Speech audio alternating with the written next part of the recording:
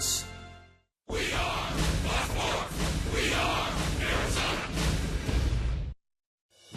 Tonight at Chase Field, two of the top pitchers in the National League will face off. The Dodgers' Zack Greinke versus the Diamondbacks' Patrick Corbin, both going for their 15th win. Corbin wants to continue the D-backs' slowdown of the Dodgers' division title chase, while Greinke hopes to stop LA's losing streak. Game 2 next on Fox Sports Arizona.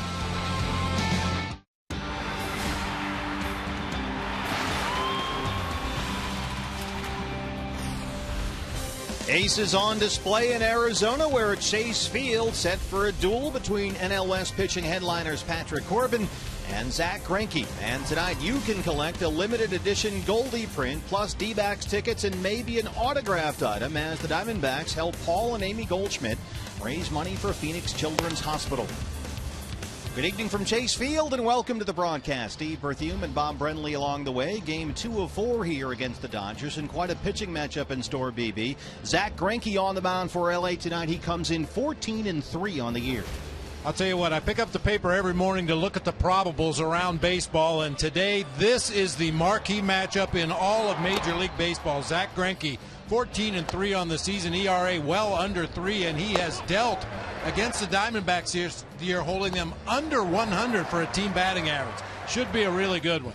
Patrick Corbin, the Diamondbacks 22-7 when he's on the mound. Yeah, and he has really settled in after a little bit of a rough patch. Had about a 3 or 4 start stretch of the season where he just didn't seem to be himself, maybe hitting the wall a little bit, but he's gotten his second win, throwing the ball really good once again. Can't wait to see this one tonight. And set tonight to go over 200 innings for the season. The Dodgers have been wounded as of late, but they have some key guys back in the lineup tonight. Hanley Ramirez will play, Matt Kemp will play, but you can see, BB, here what the injuries have done over the last 12 games. Well, and that's where Don Mattingly is thankful for the big lead that they have in the division. He can take the time to rest some of those guys, give them a few days off, but at some point you want to turn around and start winning before the postseason starts. We're set for first pitch here at Chase Field. The Diamondbacks and the Dodgers, Patrick Corbin versus Zack Greinke, and a busy night here at Chase Field and on Fox Sports Arizona as we help Paul and Amy Goldschmidt raise money for a charity very close to their hearts, Phoenix Children's Hospital, and you can get involved. That's next.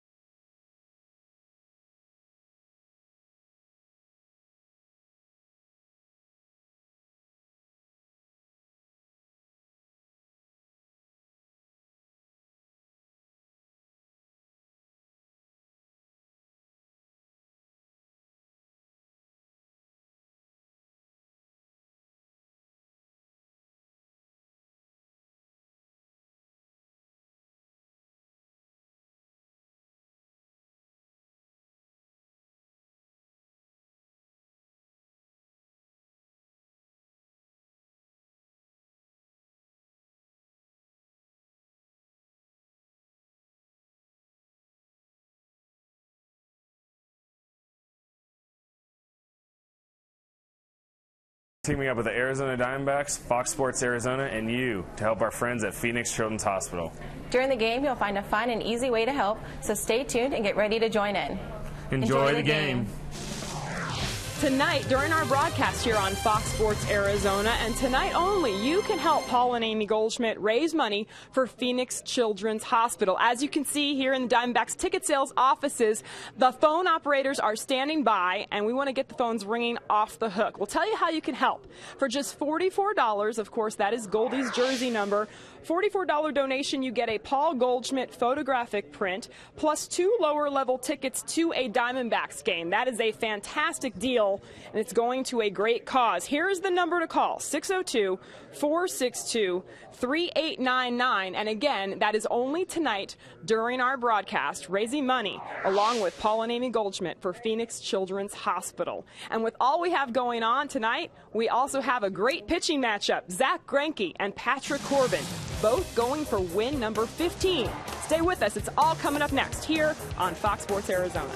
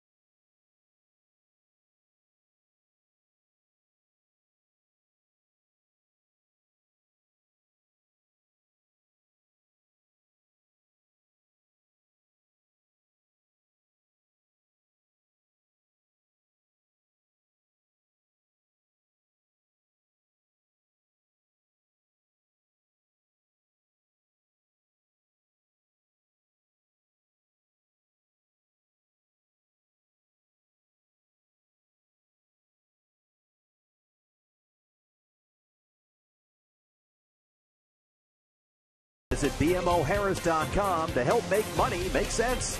And by Fulton Home. You're proud to own, we're proud to build. Back at Chase Field, Diamondbacks winners of 3 of their last 4. A victory tonight, and the D-backs will clinch their 3rd straight season series win against the Dodgers, and they have their all-star ace on the mound. They are 22-7 this year when Patrick Corbin starts the baseball game. The Dodgers are limping in. They've lost 4 in a row and 9 of their last 12. They still come in here holding a pretty good division lead as they play the second stop on a 10-game road trip through Arizona, San Diego, and San Francisco. This is Don Mattingly's lineup tonight against Patrick Corbin. As you mentioned in the open, a couple of bodies back in the lineup. It'll be Puig at the top, Ellis batting second, Haley Ramirez back in the lineup at shortstop batting third, Adrian Gonzalez in the 4 slot, Matt Kemp, who pinch hit to end the ball game last night, will be playing center field tonight, Juan Uribe at third base, Scott Van Slyke in left, A.J. Ellis the catcher batting 8, and a pretty good hitter in his own right batting 9th, Zach Greinke. And they're getting a little bit healthier. Matt Kemp has been working out at Camelback the last week or so. As Bob mentioned, we got a brief glimpse of him yesterday. This is his first start since July. Patrick Corbin, his 29th start of the year. He begins tonight At 197 innings pitched this season, at 24 years old, Patrick tonight will become the youngest left-hander in Diamondbacks history with 30 starts and 200 innings in a season.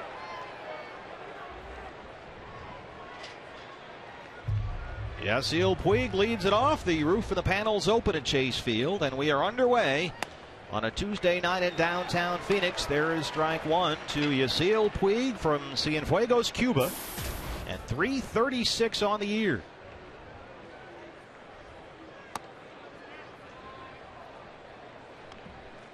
Yasiel Puig last night walked twice and struck out twice.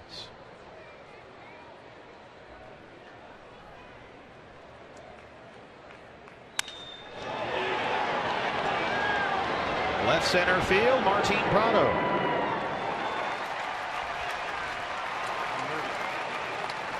Like Puig may have broken his bat on that one. Might have got it out near the end a little bit. Just a lazy fly ball in the left center. Easy play for Prado.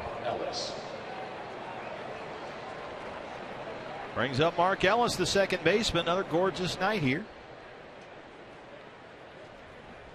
Patrick Corbin ready to go over 30 starts and 200 innings tonight.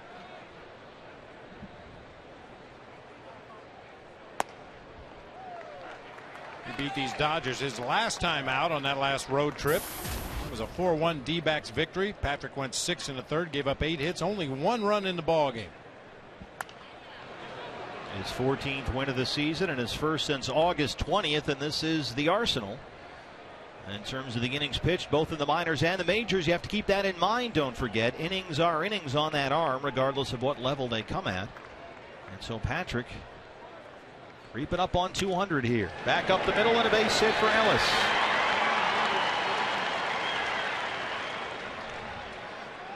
Defensively, the Diamondbacks look as such.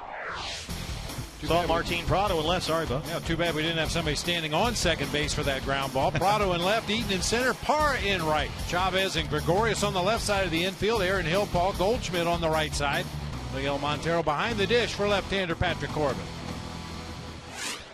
Martin Prado continues moving around. He's out there in left field. It was Willie Bloomquist last night. Hanley Ramirez back in the lineup for the Dodgers. He has an irritated nerve in his back. He had 2 cortisone shots last week for the back trouble. And this is his first game since last Thursday.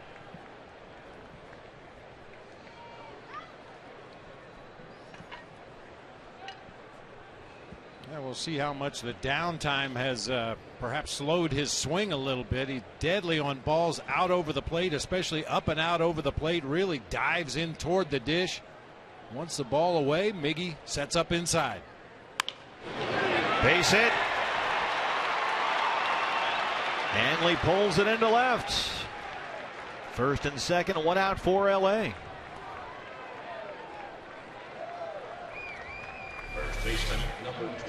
No sign of a slow bat here.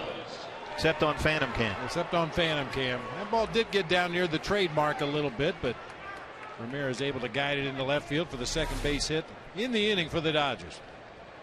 And you do not want base runners on ahead of Adrian Gonzalez, but that is the situation in which Patrick Corbin finds himself right now, facing Gonzalez, who was 0 for 4 last night, but comes in at .292, 20 home runs and 95 RBIs.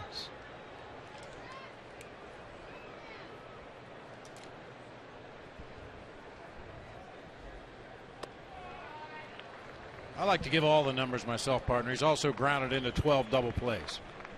I see what you're trying to do there. But you got to wait until he's about to throw the ball. Now. Good matchup for Patrick as you see the numbers there against Gonzalez. 1-0.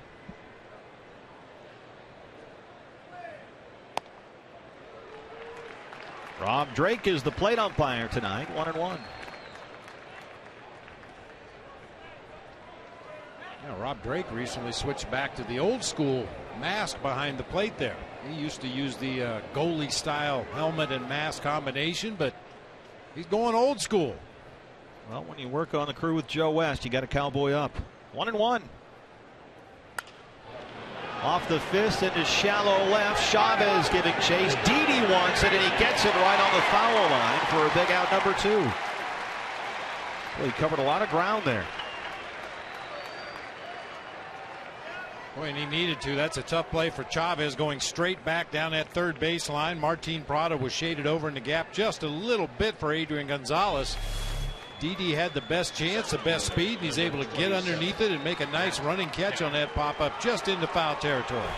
They got Gonzalez to go 0 for 4 last night. He pops up at a big at-bat in the first inning tonight, and here is Matt Kemp, his first start since July 21st. He has been on the DL 3 times this season and missed 86 games. He's at .262 on the year with 5 homers.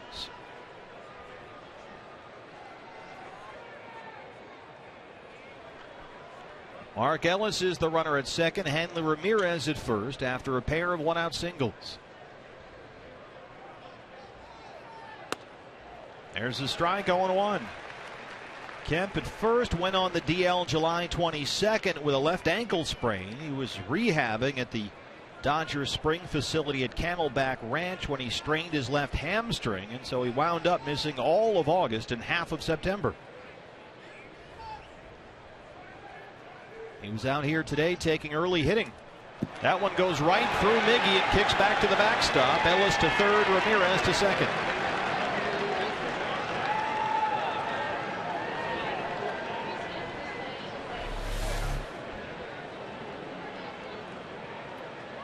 Just didn't keep the glove down.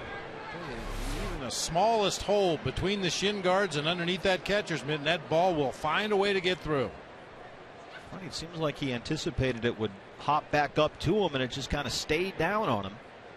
And so now it's second and third with 2 outs and a 1-1 count to Matt Kemp.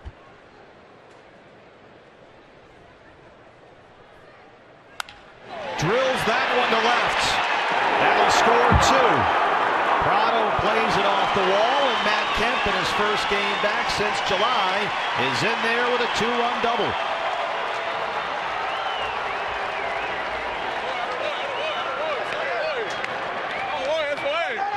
Well, he struck out to end the ball game last night in the 9th against Brad Ziegler, but he's making his presence felt here in his first start. Yeah, Patrick elevated a fastball that time. We saw Kemp in a pinch hit role last night, was really having trouble on fastballs on the inside part of the plate, but this one up and out over, gets his arms extended, hooks that ball down into the left field corner. A wild pitch may have cost the Diamondbacks a run. I don't think Hanley Ramirez scores from first base on that. Matt Kemp back in a big way. 175 career doubles. And the Dodgers get a pair of 2-out runs, and they have another run standing at second. Here's Juan Uribe.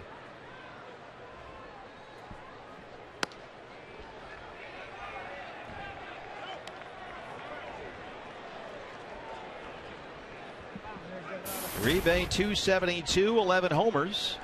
He was hitless in last night's series opener.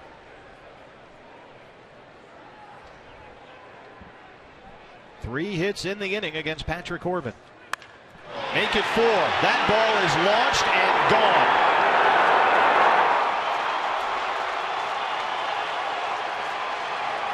4-0 LA.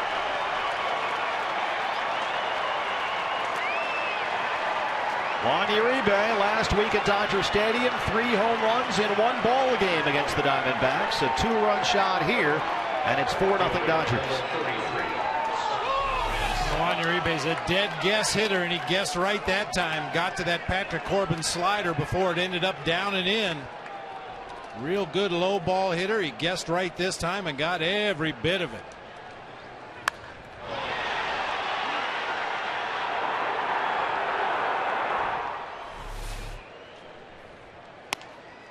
Scott Van Slyke, another Dodger homer hero from the series last week.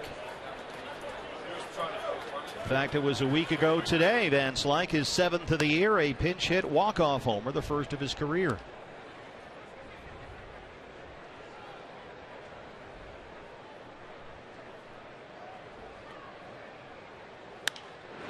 Lifts that in the air near the right field corner. Parra.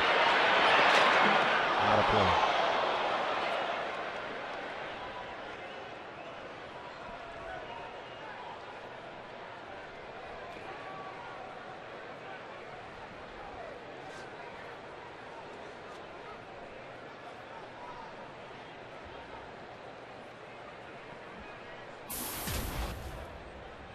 Van Slyke at 246, 7 home runs. He's got 28 hits this season. Half of them are for extra bases. Not the start that group anticipated from Patrick Corbin.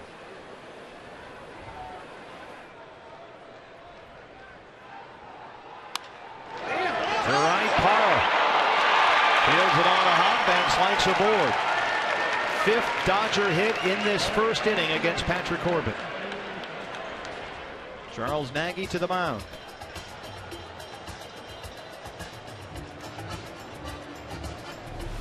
Parra looked like he wanted to try to come in and make a shoestring catch. Just couldn't quite get there in time. Has to play it on a short hop as he's looking over his left shoulder to the fans down the first baseline. I would like to think the one word that'll come up in this conversation is comfortable. Boy, did the Dodgers look comfortable up there at the plate. We've talked about this before. Ever since the brawl in LA, Diamondbacks pitchers just haven't been as willing to pitch inside. I don't mean hit guys. I don't mean knock guys down. Just pitch aggressively off of that inside corner.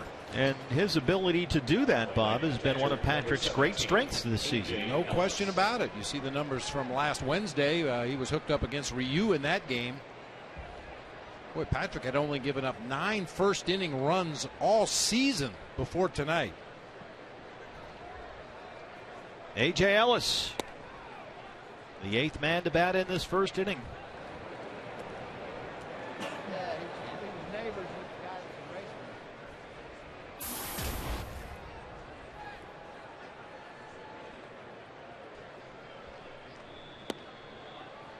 Phone rings in the Diamondback bullpen. And the word fatigue is often brought up as Patrick falls behind 2-0 here.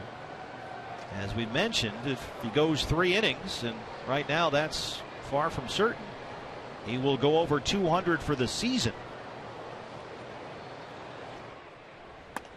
There's a strike. Looks like Matt Langwell's getting ready to warm up. Patrick threw between the major and minor leagues last year 186 innings, so a 30-inning increase would cap Corbin at 216 this year. He was at 197 coming into the ball game, so he's near the finish line regardless in terms of the inning, if you buy into that theory. And fatigue shows itself in different ways for different pitchers. Some guys it's very obvious. You see their velocity go down, you see their mechanics come apart. For other guys, maybe they lose a little bit of their command of that strike zone. Not able to hit their spots as consistently as they do when they're fresh. I think that's the case with Patrick. Eric Chavez at third. They get the force at second, and that ends the inning. But the Dodgers get 4 runs on 5 hits. They take the early lead. CenturyLink, your link to what's next. Paul Goldschmidt last night is 33rd. Goldie coming up next.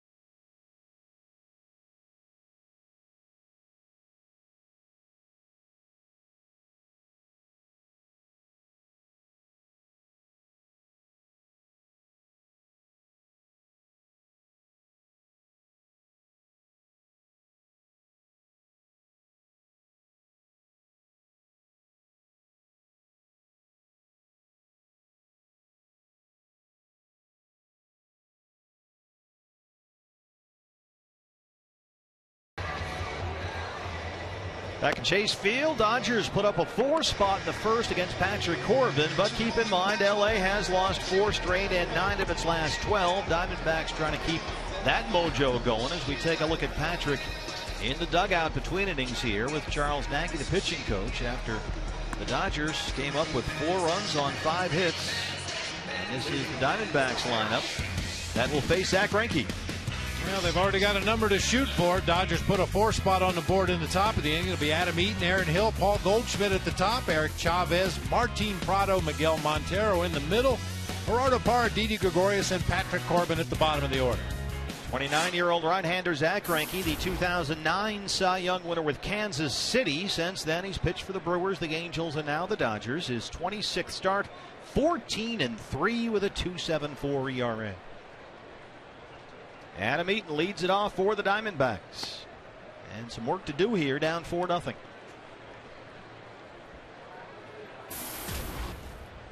Adam Eaton at 260 on the year with 3 home runs.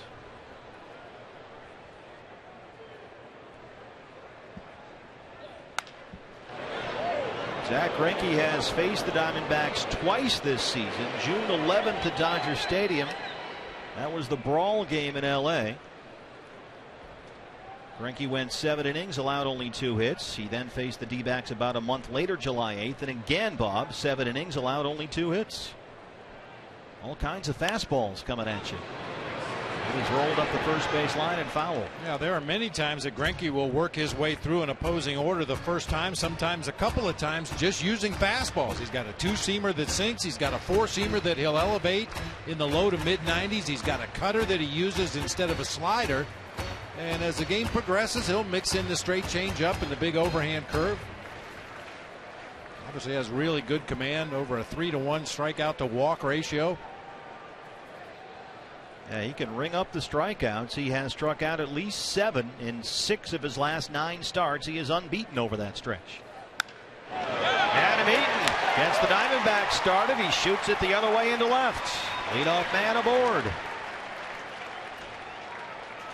That's what you're looking for. Absolutely. Diamondbacks are already halfway to their hit total in the ball game last night.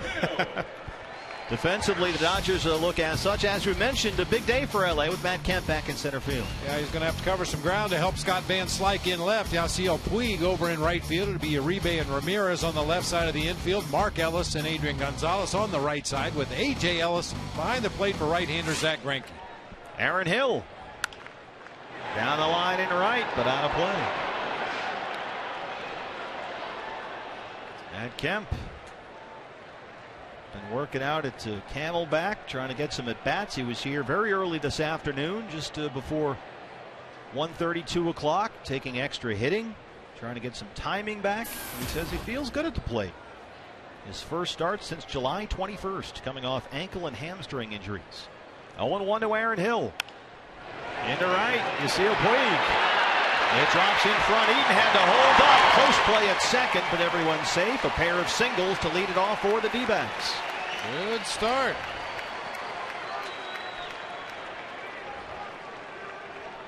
Yeah, Puig got fooled a little bit. Full swing by Aaron Hill. Little floater into shallow right field, tearing up chunks of turf as he came sprinting in from his position. Tried to throw on the run, but Adam Eaton able to beat the barehanded play at second base.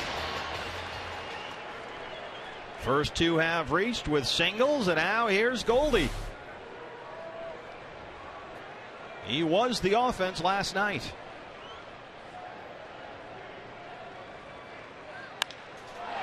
In the air to right center. Kemp and Puig are out there. Puig near the pool. Adam Eaton will tag and head to third, and look at Puig throw a lollipop into the bag. Mark Ellis, the cutoff man, standing in front of second base, waving his arms. And now Matt Kemp is saying, you have got to hit the cutoff man. That was like a punt in a football game.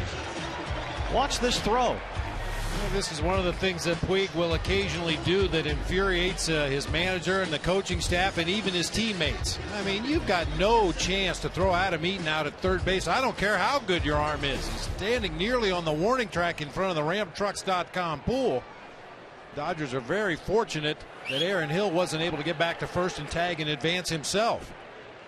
That's the kind of thing that you wonder when it might start biting the Dodgers. And Mark Ellis stood with his hands fully raised over his head, the second baseman in the cutoff position, and he just kind of stood there and lingered that way for a good 3 or 5 seconds, almost as if to make a point. I'm standing right here. And Kemp immediately came over from center field and had some words with Puig. They've tried. Believe me, they've tried. It's hard to rein him in.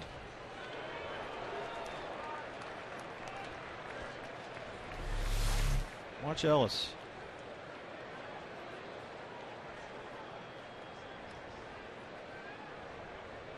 See, 1 out in the inning. You want to keep the double play in order. As I said, it's fortunate for the Dodgers. Aaron Hill wasn't able to get back and tag and advance himself. 1-1 to Eric Chavez.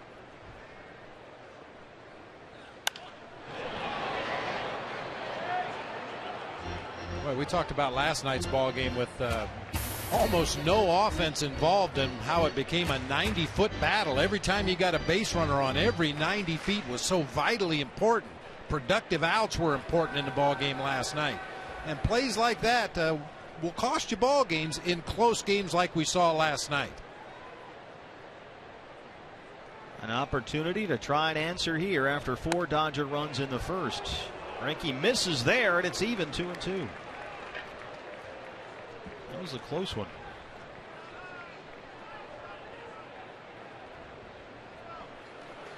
Ron Mattingly thought a little too close.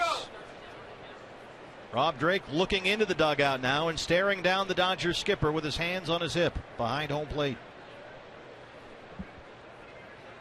2-2. He strikes out Chavez, 2 down.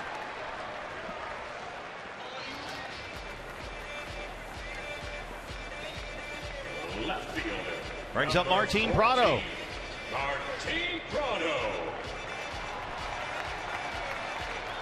A lot of different ways to win a ball game, trailing 4-0 after the opposition batted in the first, but scoring a run right here would go a long way toward getting back in the ball game.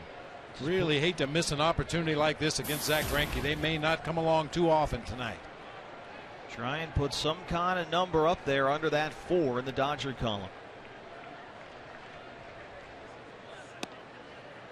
Prado, as per usual, looks at strike 1.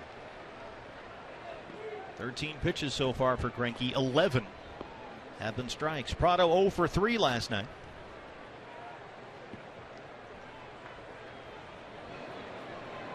Adam Eaton is the runner at third. Aaron Hill at first.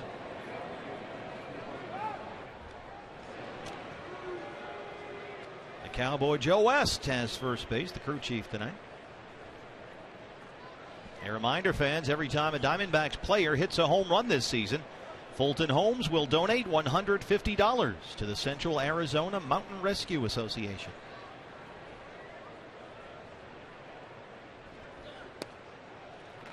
One and one.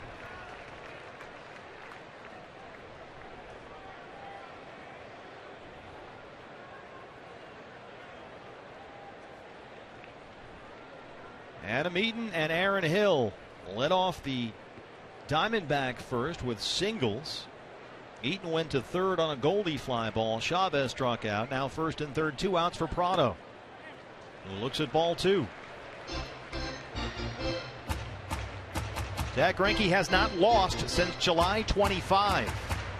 Last 9 starts, he is 6-0 and has pitched to a dazzling 1.58 ERA. He last worked on Thursday and no decision against the Giants in LA. 1 run on 4 hits in 6. You see how shallow Yasiel Puig is playing out there in right field. 2-2. And Matt Kemp, he kind of backs up in center field, but as Greinke goes into his delivery, he kind of charges in a couple of steps to have a little bit of momentum, so both the center fielder and the right fielder end up playing very shallow. If Prado could find that gap in right center, it would be off to the races.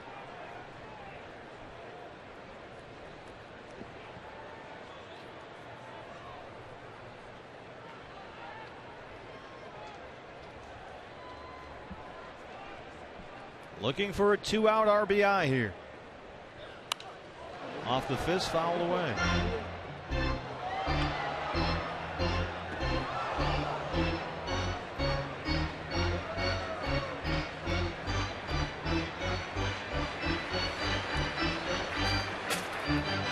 Corbin looks like a guy that gave up 4 in the first.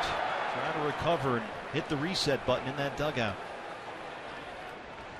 2-2.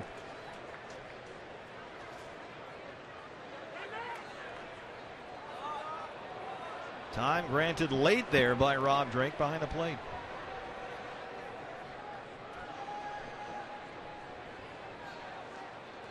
Zach Greinke.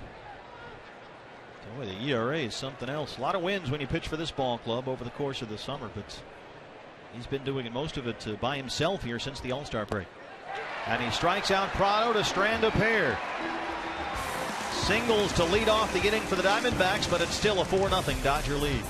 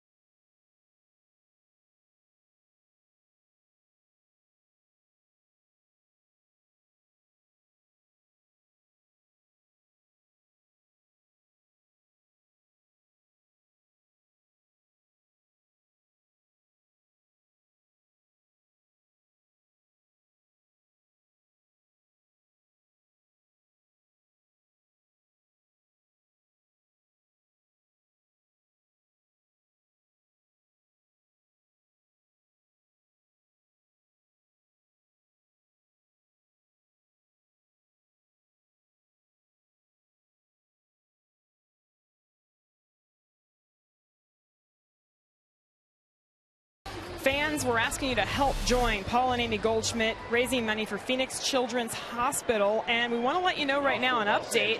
The phone lines are very busy. There is about a 5-minute wait, so we're asking you to be patient, hang in there. But so far, over 300 of the photographic prints of Goldie have been sold. Of course, those come with lower level tickets to a Diamondbacks game for just $44. We also want to let you know what you see on the screen.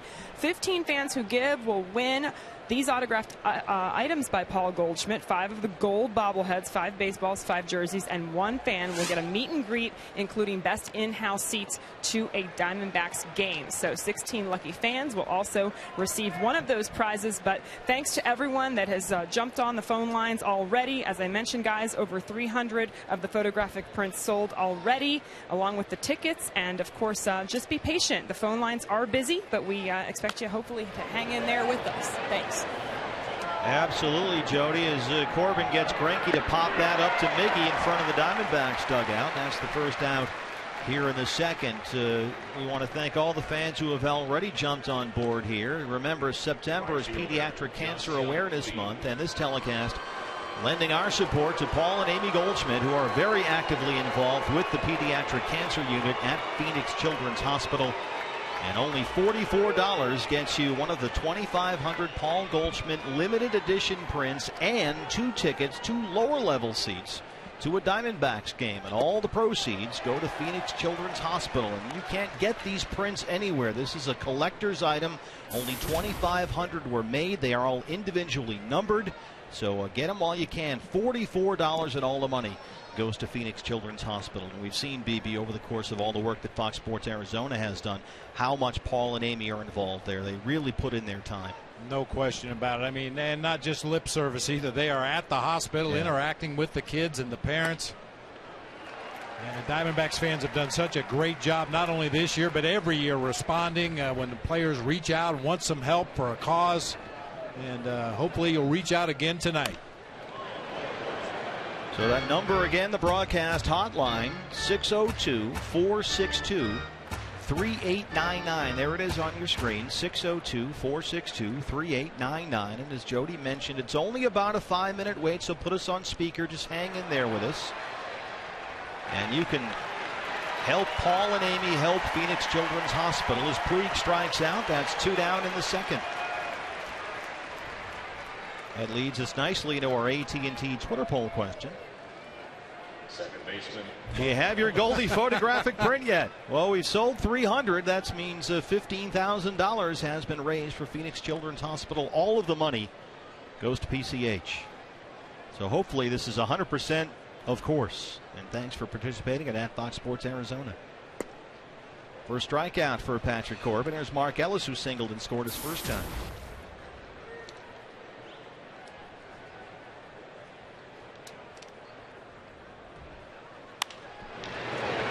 Goldie pounces on that one, the backhand toss, and Corbin is there. They work a 1-2-3 second, so a big time response right there from Patrick Corbin. A 1-2-3 second inning, and Goldie puts a capper on the half inning with another defensive gem. It's 4-0 Dodgers.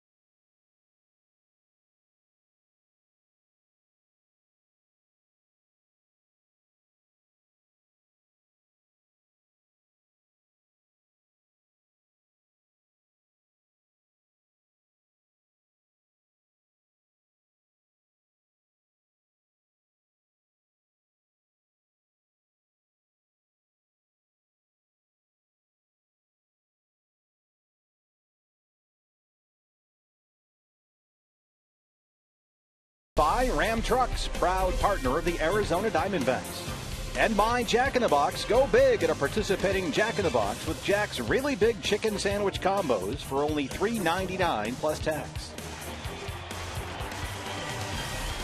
Back at Chase Field after a rough first inning, Patrick Corbin responds nicely with a 1-2-3 second, and now the Diamondbacks will face Zach Greinke with Miguel Montero, Gerardo Parra, and Didi Gregorius 6, 7, and 8 in the Arizona second. Nice bounce back inning there, Bob, from Patrick. Yeah, really nice bounce back inning. Quick 1-2-3, get your team right back up at the plate, get the Dodgers back out there on defense, give them a chance to mess something up. Miggy rolls that one to Mark Ellis at second. 1 pitch, 1 out for Greinke.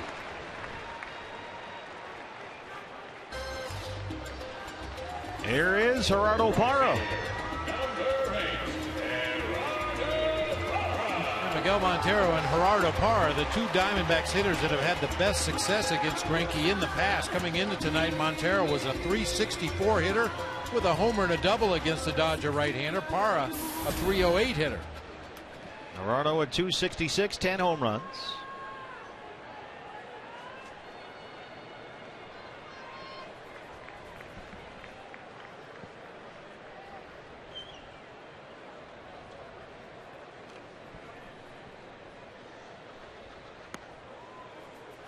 Greinke is throwing strikes, 20 pitches so far, 15 for strikes. Parra good career numbers against Zach Greinke, .308.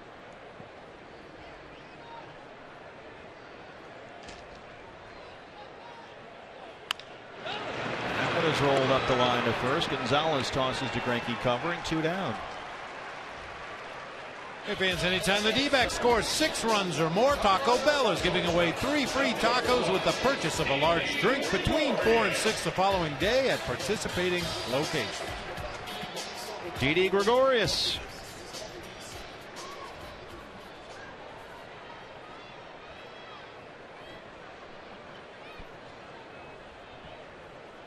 Veteran move there by Juan Uribe. The Dodger third baseman came over to have a word with Greinke just to see if he needed a little extra time after running over there to cover first base. Greinke waved him off, said, "I'm fine, let's go."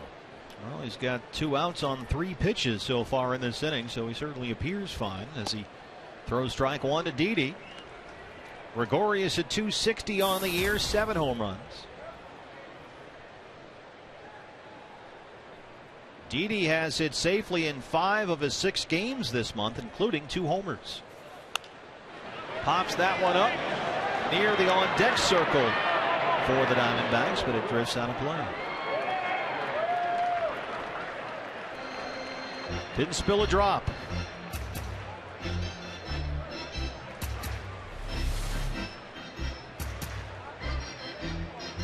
Oh, played it nicely, BB. The 1 hop off the chest and into the food. A little nacho cheese, yeah, whatever. Hot dogs, mustard. 0-2. Napkin, please.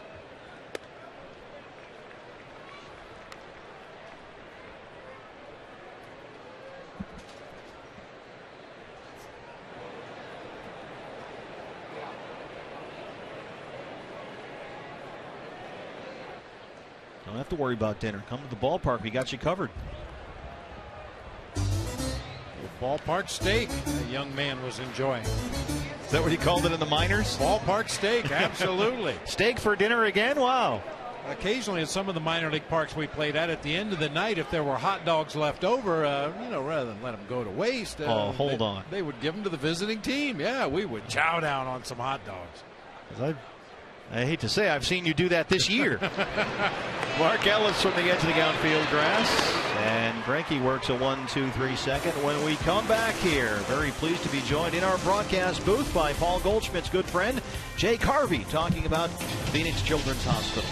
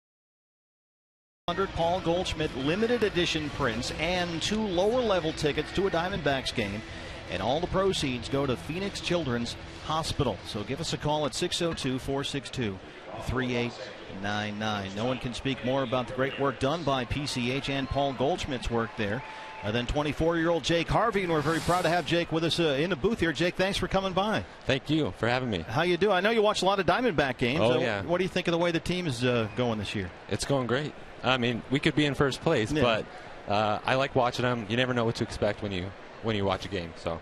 Now, you're 24 now. You were 20 when you were diagnosed with leukemia. Mm-hmm. Yep. Tell us about your experience at PCH. I was originally diagnosed when I was 20, and I relapsed at age 22 in November 2011. So I've done almost 2 years now of chemotherapy, intensive chemotherapy and radiation through PCH. And that's just for the relapse treatment. Mm-hmm. And how did you come to meet Paul Goldschmidt? I know he's down there all the time. Yeah, he is. And I heard about that, too, when I was there, because I was there 19 times in 2012. Wow. And so on Halloween last year, they told me the night before, I was in the playroom, and they said, hey, we've got a Diamondback pitcher coming tomorrow. And I said, oh, which one? Because, I would know which pitcher would be coming in. And she said something, the volunteer coordinator said, oh, something, go, something. I said, Paul Goldschmidt? She said, yes, that sounds right. And I said, first of all, he's not a pitcher. And second of all, he's my favorite player, so I will try to be there. And that was Halloween the next day. And I was just too sick the next morning to go downstairs and wait to meet him. But I left one of my Team Jake shirts that my family made for me, and he signed it. And I sort of casually said to the volunteer coordinator, hey, next time he's here, let him know that my last treatment's in about a month. And I guess they took that to heart, all the great staff at PCH. My mom helped out to sort of get that in play. So my last treatment, Paul and Amy Goldschmidt showed up. And there's the Team Jake shirt. Awesome. And so what's your relationship with the Goldie like now? Well, that day he showed up and visited me. He gave me his phone. He said, go ahead, put your phone number in there. I want to get you and your family out to a few games, spring training, Chase Field. And it's been great. We've done it a few times, including tonight. And couldn't be happier. It's a great couple, Paul and Amy. Oh, I think you're onto a great idea, too, BB. You and I haven't even thought of this. Why not make him a pitcher? Now, there's a thought. There's nothing he can't do. I'm pretty sure he'd be the best hitting pitcher in baseball. Yeah. Yep. That was my last treatment in the hospital last year, the last intensive one. I don't. It's remarkable that you're so chipper and you look so great. I think it speaks wonders to the support you've had from Paul, certainly from your family, and the marvelous work they do at Phoenix Children's Hospital. Yeah. Can you tell us a little bit about the facility and how it works? What makes it special? Sure.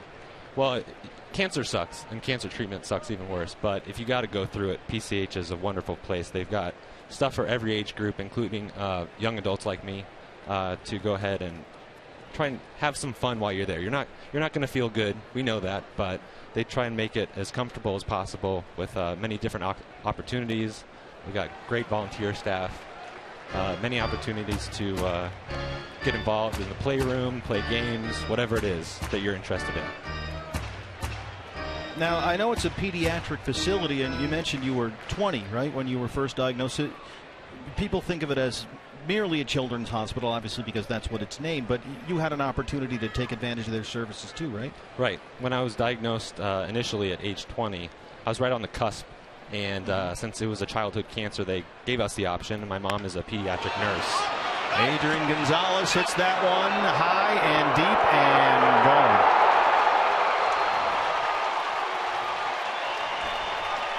So it's 6-0 here. You give us some good news. Yeah.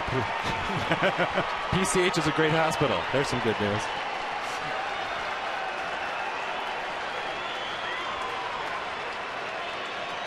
Because you were a young adult, Jake, at PCH, I understand that some of the nurses were actually people you maybe went to school with? Yeah. Last year it was funny a couple times. I was walking down the hall, walking around getting some exercise, and I noticed, wow, that face looks very familiar.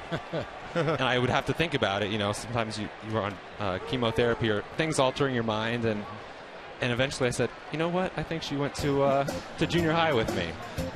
Arizona's only licensed children's hospital providing world-class inpatient, outpatient, trauma, emergency, and urgent care to children and families in Arizona and throughout the Southwest. And I think we have some... If you ask us, then we'll This is your last chemo? Yes, yes. And look who's here. How great is that? That was rather embarrassing. However, when Goldie walks in, everything's okay, right? Well, that's kind of what Kirk Gibson feels every day down that Yeah, clubhouse. yeah, I Once bet. Goldie walks through the door, all is well with the world. Yeah, so that's the end of chemo song that they do in the hospital during your last treatment. And so that was the big surprise, as in walks Paul and Amy Goldschmidt to finish the song. Wow, That's a how about surprise, that, huh? yeah. Yeah. Well, that's a big finish, as big as you can get, I guess. Every number is supposed to have a big ending. That's a pretty good one. Definitely. Now, you're student teaching right now? Yes, I am. Wow. So what do you want to do? Or Well, how do you want to get involved? Well, I'm student teaching at my old high school, Hamilton High School. Great athletic program there. I wasn't an athlete, but loved. I was in the drum line, so got to go to a lot of football games. But I'm student teaching government as well as a We the People class, so competitive government class. Oh, okay. And so hopefully I'll graduate in December and look for a job in the area next year. And will you still stay involved with PCH somehow? Yeah, I plan to volunteer. I'll be done with treatment at the end of the year, and I will hopefully volunteer next year. Get involved when I'm done with treatment, yeah. And in between, you're watching the Diamondbacks. Of course, as much as I can. Well, wow, it's been a rough night here as Kemp drives that one to the center field wall, and it is a double off the wall just below the line. And Matt Kemp is in there with his second double and 2 at-bats. All Dodgers so far here at Chase Field.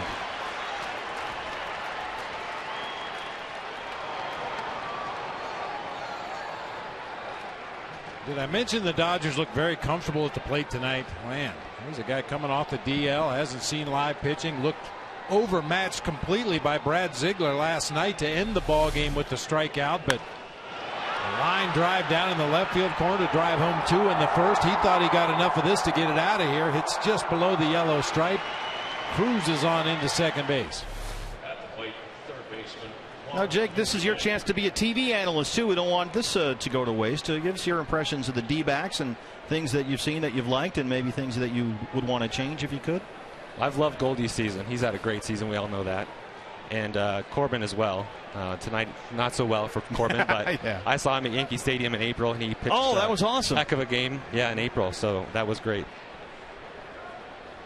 Okay, Jake, well, it was tremendous having you here, and congratulations on your health and all you've accomplished. I can't imagine what that was like, and we really admire your courage and your involvement, and just a tremendous job. Yes, thank you. Thanks for having me. Jake. You bet. Yeah. We'll take a break. Be back after this. All right.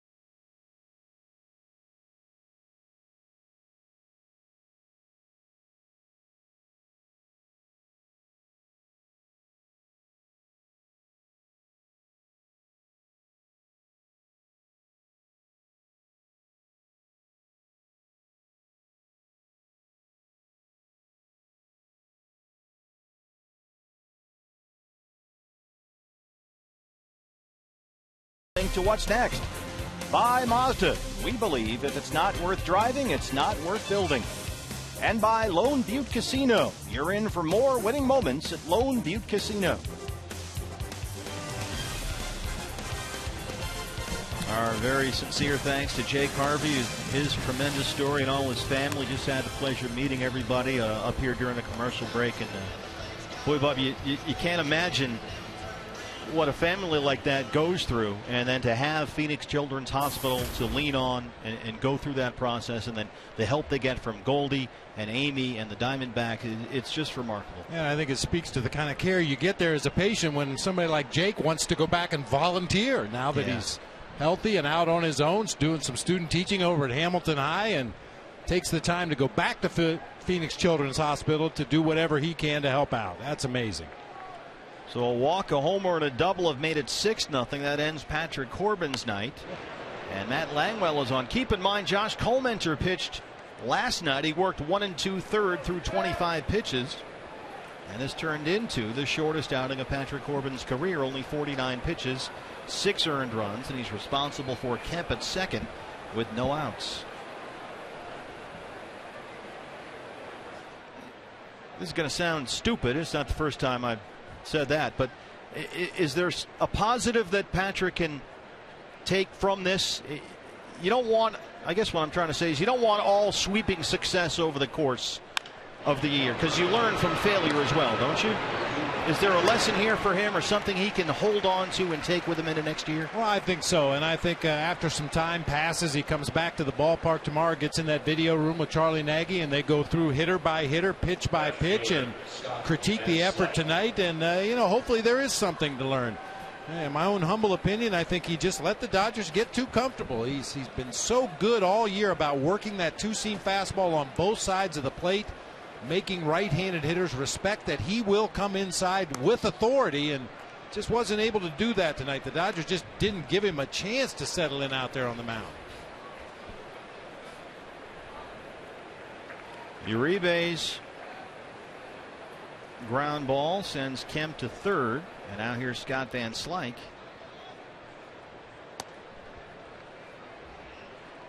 He singled his first time up.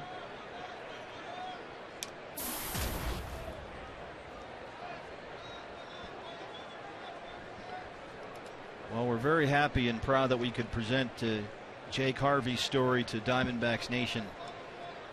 Look out, Didi. The bat went farther than the ball did. He throws Van Slyke out. That was dangerous. Unfortunately, the ball stayed down for Didi. He actually ducked as that bat went sailing over his head out to shallow shortstop position. Yeah, you see drawn in right at the edge of the infield grass. You see Didi stays down an extra tick or two before firing on to first base for the out. Brings up A.J. Ellis. So if you want to help out folks like Jake Harvey and help them go through what they have to go through, and help Phoenix Children's Hospital, help Paul and Amy Goldschmidt, you can do that right now. Call 602-462-3899, and you will get, for $44, obviously Goldie's uniform number, you will get one of only 2,500 Paul Goldschmidt limited edition prints and 2 tickets, 2 lower level seats to a Diamondbacks game. All the proceeds are going to Phoenix Children's Hospital. In addition to the limited edition print and the 2 lower level seats, 15 fans will win Goldie autographed items. We have some of those up here in the booth with us right now, in fact. And 1 lucky fan will win a meet and greet with Paul Goldschmidt. We have bobbleheads, baseballs, we have autographed Goldie jerseys, the real thing, and a meet and greet. 602-462-3899. $44 gets you the print and the D-backs tickets.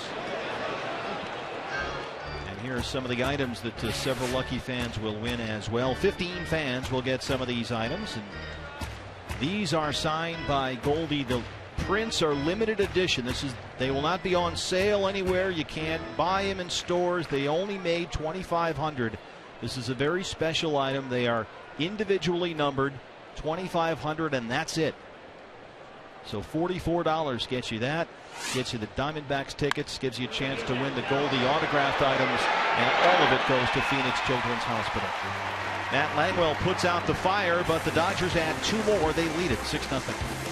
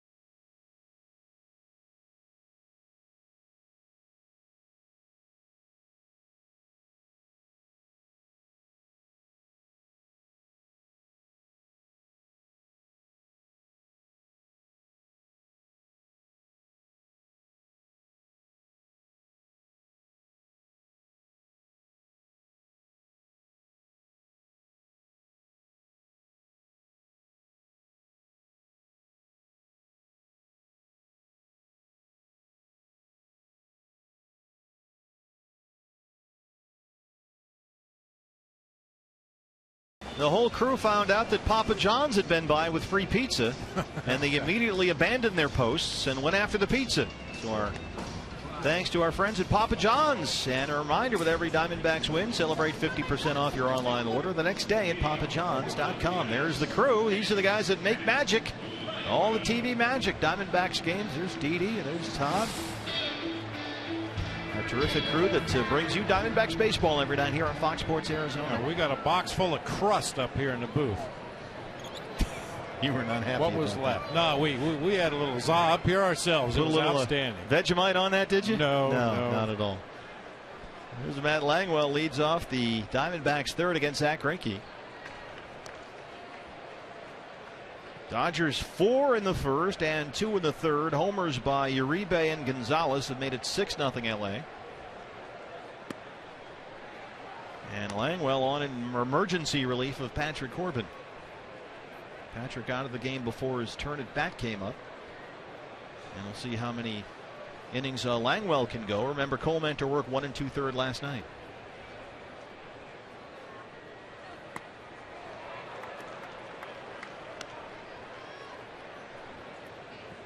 First major league at bat for Matt Langwell. Well, might as well go yard. Jump right into it. Zach Greinke. Good take. Yeah, real good take. May not get a lot of at bats, but he knows his own zone. He knows what he can handle and what he can't handle.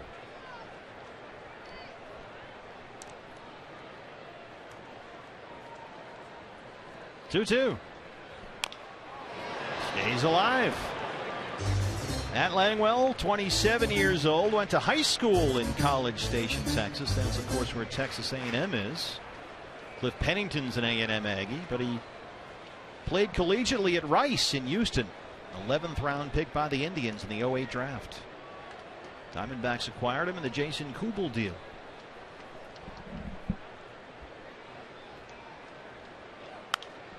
Popped him up. Adrian Gonzalez coming in from first base. And that's the first out in the third. Greinke gave up singles to Eaton and Hill to lead off the ball game, but he's retired all 7 he's faced since.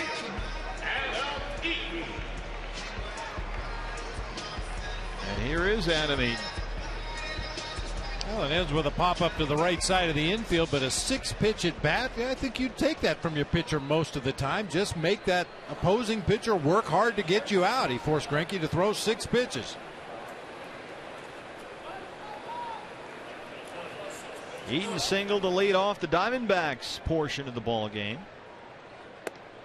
So he has now hit in 4 straight and is 6 for his last 16 up there at 264 on the year.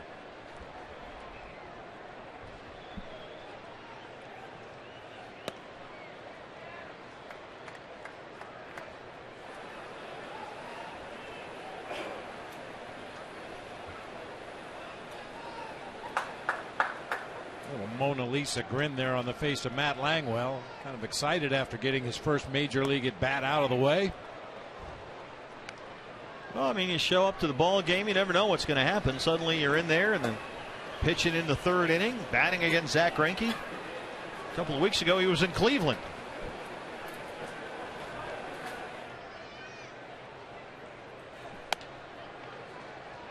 He probably got back to the dugout between innings, and Gibby and Charlie Nagy, nice job. 3 quick outs with a runner in scoring position. Hey, by the way, grab a bat. You're leading off. This ain't Columbus. 3-1.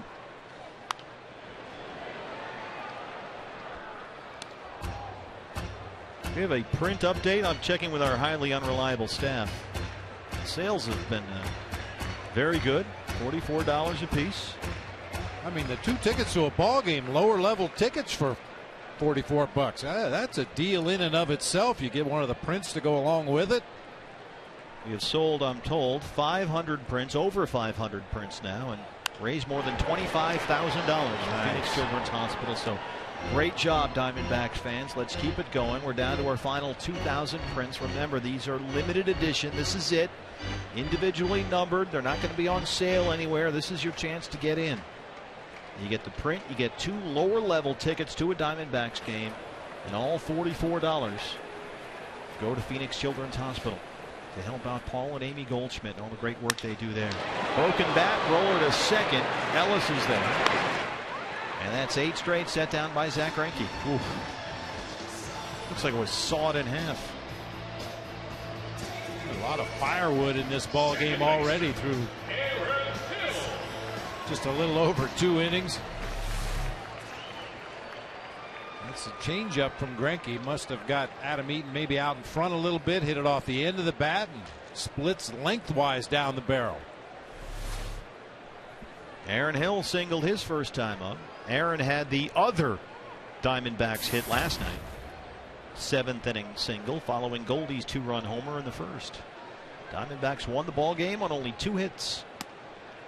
Some great work by the bullpen. That was terrific last night. The job that Josh Colmenter did, and David Hernandez with D. Gordon on first base, and then Brad Ziegler, after giving up the 2 singles in the 9th, to work his way out of that jam, striking out Kemp to end the ball game.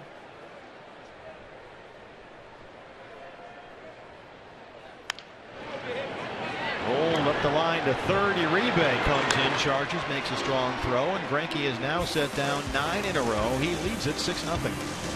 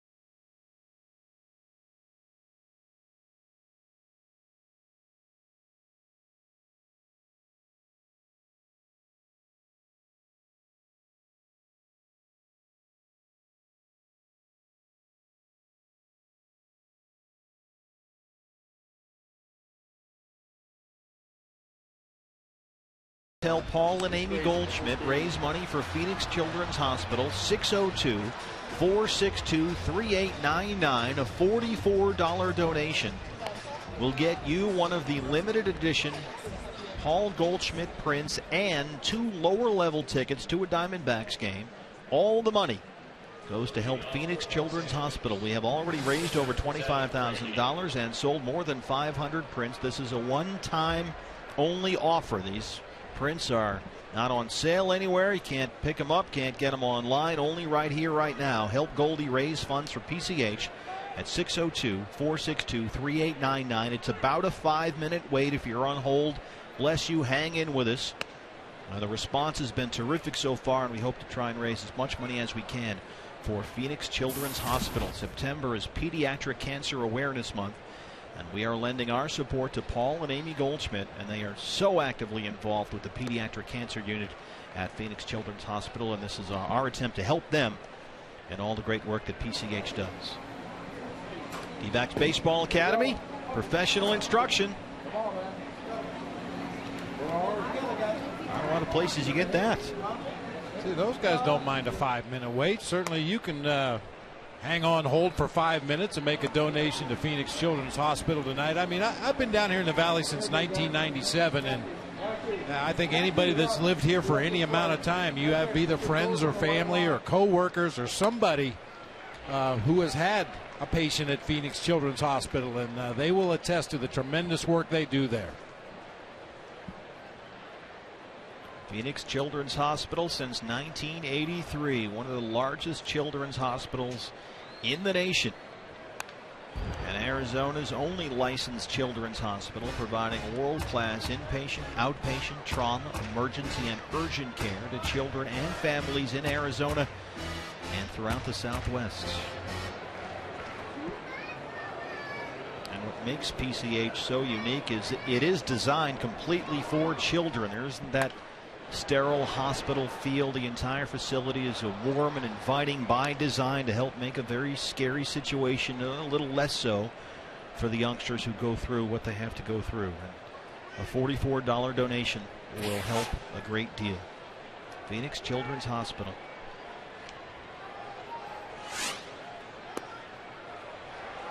Mentioned Matt Langwell's at bat. Zach Greinke does him one better, works the leadoff walk here in the 4th.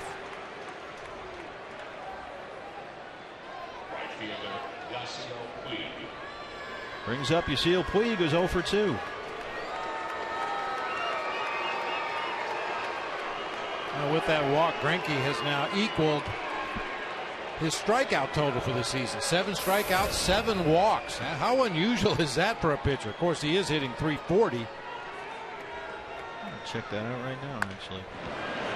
Roll to third. Eric Chavez has one play to get Puig at first. Greinke moves up, and that's the first out in the 4th.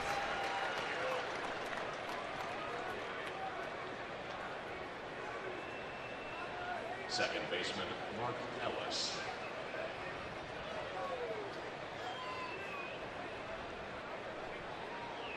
D-backs have done a nice job on Puig thus far in this series. He did draw 2 walks in the ball game last night, one of them forcing in a run, but he struck out twice last night. Another strikeout tonight, 0 for 3 this evening. I have Zach Greinke as leading the National League in walks by pitchers with 7. Madison Bumgarner and Ian Kennedy each have 5.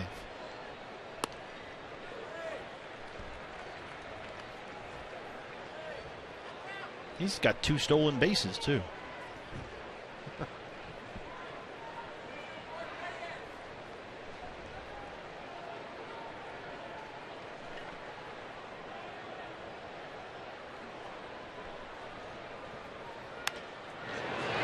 That is a fair ball down the line, says Joe West. Greinke comes in and he will score, and the Dodgers take a 7-0 lead. RBI for Mark Ellis. That one just sort of snuck up the line and stayed fair. So the leadoff walk to the pitcher bites Langwell.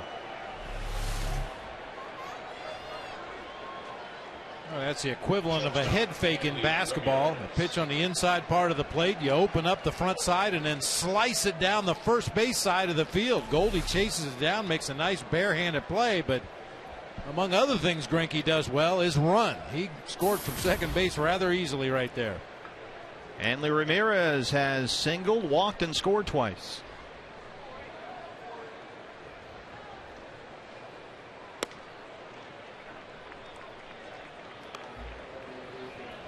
There's the roof controls.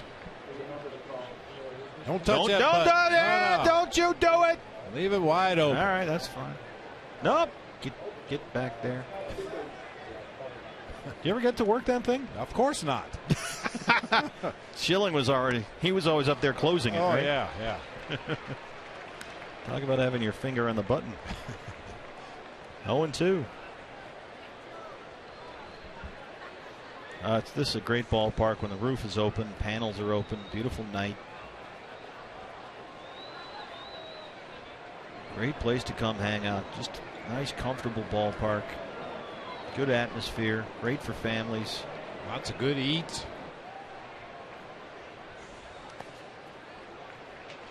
A lot of things for the kids to do. You know, kids' attention span occasionally will waver, especially in a ball game when you're trailing by 7 runs in the 4th inning. A lot of things to do here. Take them up to the sand lot. Take them up for some batting practice at the cages. That's nice. Thanks. There's always one, right? Of course. There has to be. Got a Kiss concert there for a minute. 2-2 to Hanley.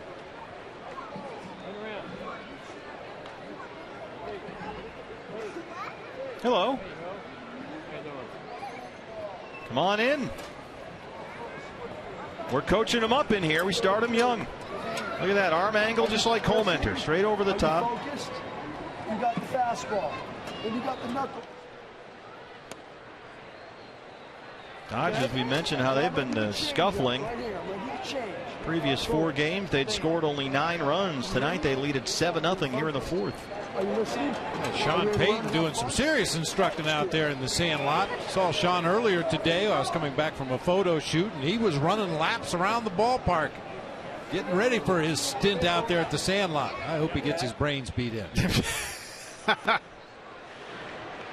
There's a walk to Ramirez. Only because that means the kids are listening, they're learning, and they're applying what they're hearing out there. Second walk in the inning for Langwell. It looks like he gets in a pretty good workout. Just doing this.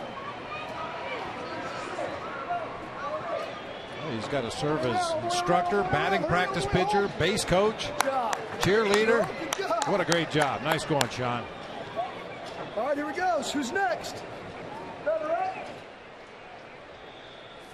Sponsored by Phoenix Children's Hospital. That's the Sandlot here at Chase Field.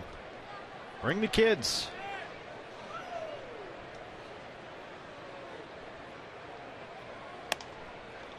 Adrian Gonzalez, last time up, he hit a moonshot home run. Speaking of moonshot home runs, Chris Davis of the Baltimore Orioles hit number 51 tonight, most ever by an Oriole. Good for him.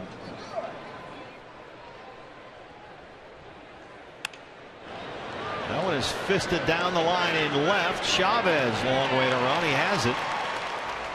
And that's the second out. Hey fans, we invite you to play Kachinko by signing up at one of the 16 interactive kiosks right here at Chase Field during any Diamondbacks regular season home game. Here's Matt Kemp. So far, a pair of RBI or a pair of doubles. He drove in 2 and scored in the first.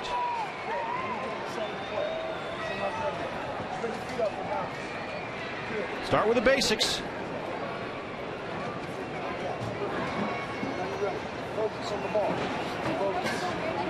I see it to hit it. You know what's great about that? It's great to have the sand lot, and you have, swing sets and things the little ones can run around on and jump up and down on. But a little bit of baseball in there is nice too. Get them interested when you can. Well, and at that age, somebody paying attention and showing an interest in teaching the game, and then maybe even a little bit of success out there at the sandlot. Maybe the first time some of those kids made contact. Take that right back home with them out in the backyard, practicing, playing with your friends and family. Could be the start of a future Hall of Famer. Who knows? You're a little kid, you can come to a big league ball game and swinging it with a bat and a ball. There's not many places you can do that.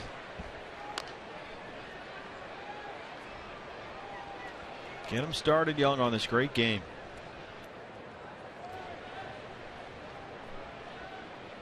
One and one to Matt Kemp.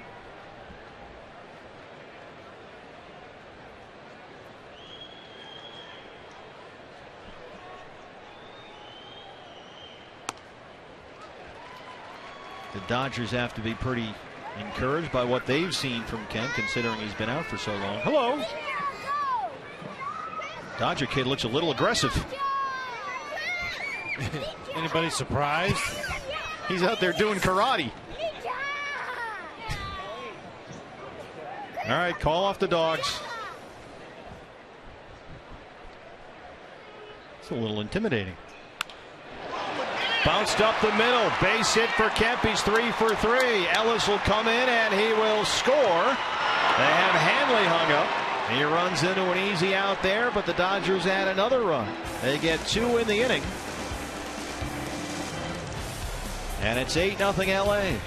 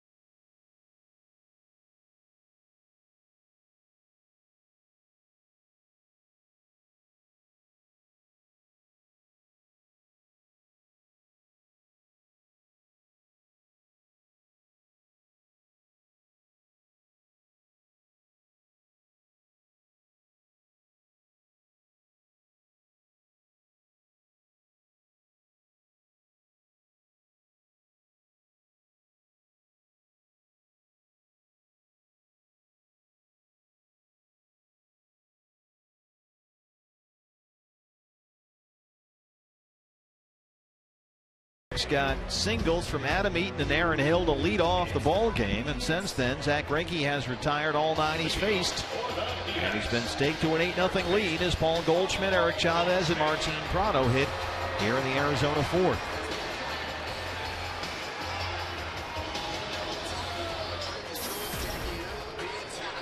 Goldie flying out to right his first time. Now holding a 15 RBI lead over Brandon Phillips atop the National League, and tied with Pedro Alvarez for the league lead in homers as he goes for what we are calling the Goldie Triple Crown, or the GTC as it's come to be known, which would be a 300 average and league titles in both homers and RBIs. Hashtag GTC. Get that going. There's only 6 players in the major leagues who lead their team in batting average, home runs, RBIs, and runs scored. And certainly Paul Goldschmidt is one of those guys. The others, Adrian Gonzalez, Will Venable, Chris Davis, Miguel Cabrera, and Adrian Beltre. 2-0.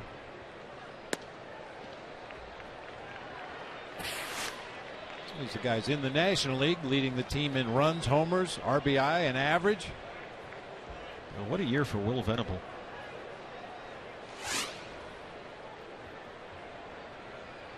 Gonzalez has been the rock. Guys have come and gone in this lineup. We've talked about Matt Kemp and all the time he's missed, and Hanley Ramirez out for long stretches. They're without Carl Crawford right now, without Andre Ethier right now, but Gonzalez, Puig is come in and out of the picture, but through it all, Gonzalez has been there. 3-1 to Goldie. One thing I like about Goldie in terms of the MVP discussion is some of the non-counting stats that the sabermetrically inclined voters look at. He is 3rd in the league in runs, 3rd in walks, and 4th in on-base percentage. So it's not all about the homers and the RBIs. Although you'll certainly take those. 3-2.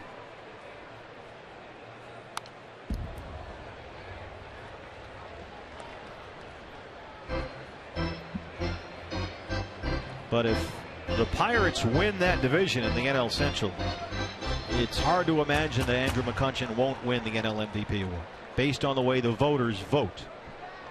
That means a lot on the ballots, winning the division. Well, certainly means a lot to some voters.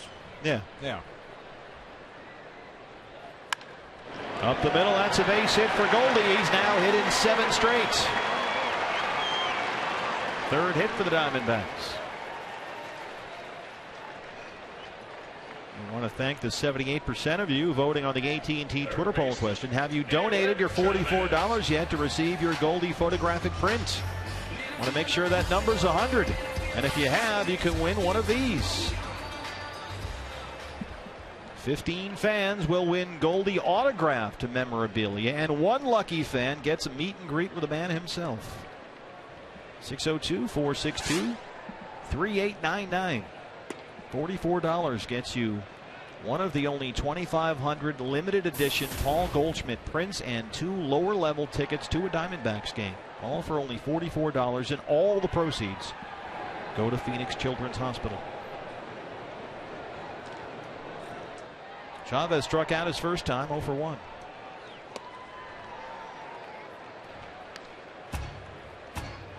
Xavi has hit about 190 since he came off the DL following that knee injury. Still trying to get it going here. Doesn't mean he hasn't had some big hits, including the walk-off on throwback night.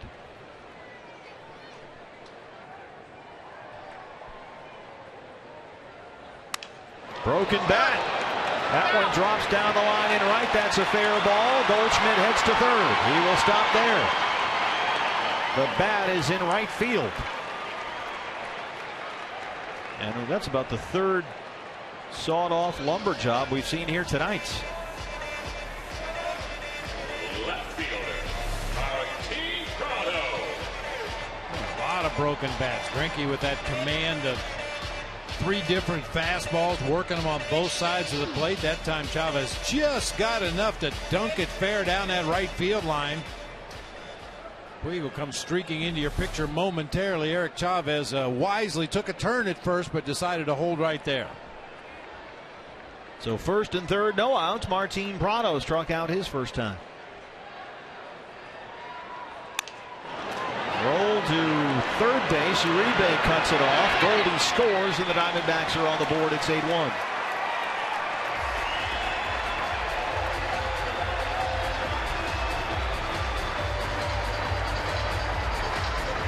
Slowly hit to the 5-5 hole. Uribe stepped in front of Ramirez.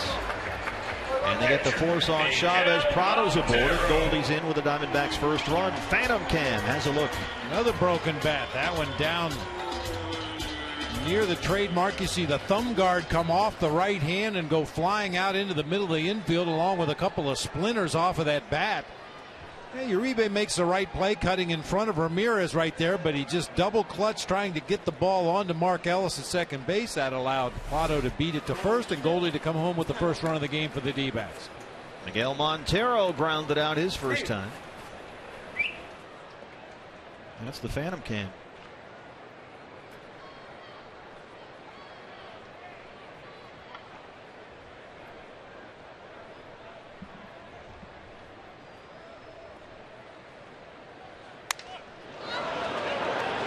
Another broken bat. Yep. Man. 4-seam, 2-seam, cutter. So many different bat companies nowadays that make Major League wood. It used to be back in the day there was only Louisville Slugger and Rawlings. There were only 2 companies, so you know when you'd have a game like this, a lot of broken bats, somebody would always say, somebody better go call Chuck Shupp. Chuck was the rep from Louisville Slugger. And Chuck's the guy you talk to when you place your bat order, what kind of finish you want, the length and the weight, and all that kind of good stuff. Players always run into Chuck when they go into Cincinnati, obviously very close to their offices in Louisville, Kentucky. And Chuck comes up to Cincinnati, meets the players face to face, talks about their bat models. It's always interesting to see guys pull the bat rep aside and say, hey, you know, can you take like 1/8 of an inch off the knob and cup the end of the bat maybe 1/4 of an inch deeper than it is now? The balance just doesn't feel quite right. I mean, these guys treat their bats like musical instruments. Now everybody's got their bat deal, all kinds of boutique companies. Of course, you've got Jack Marucci, the Marucci bats have become very popular. You see that M logo a lot. They have that very shiny finish. Jack was still is, in fact, a football trainer at LSU. Started making bats in his backyard. Now he's one of the leading manufacturers. And you can see on Miggy's bat, it has that black finish on it, and he takes that scraper. We saw him on an off day about a week or so ago over on the bench, scraping that black finish off, which can be a little slippery. So he gets right down to the bare wood and then puts the pine tar and rosin on his bat and his gloves. Make sure he gets a real good grip on that handle. Not to mention the fact it takes a little of the thickness out of the handle. A lot of guys like those real thin-handled bats nowadays. Goldie uses those big old hickory models. Goldie could hit with a chair leg. 2-2. There's the strikeout. That's 3 for Greinke. 2 down in the 4th.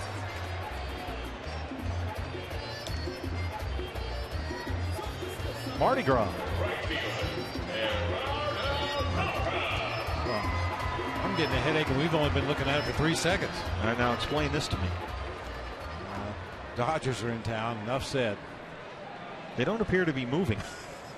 I'm a little concerned. Can somebody just nudge them? We got one Diamondback guy in the middle of all that Dodger blue. Seriously, are they sitting like that the entire game? Just mannequins. Well, they're just showing all that personality. Blue man group on a day off, I guess. No drums. Blink something. That's what George Washington would have looked like if he were in the blue man group. And Martha.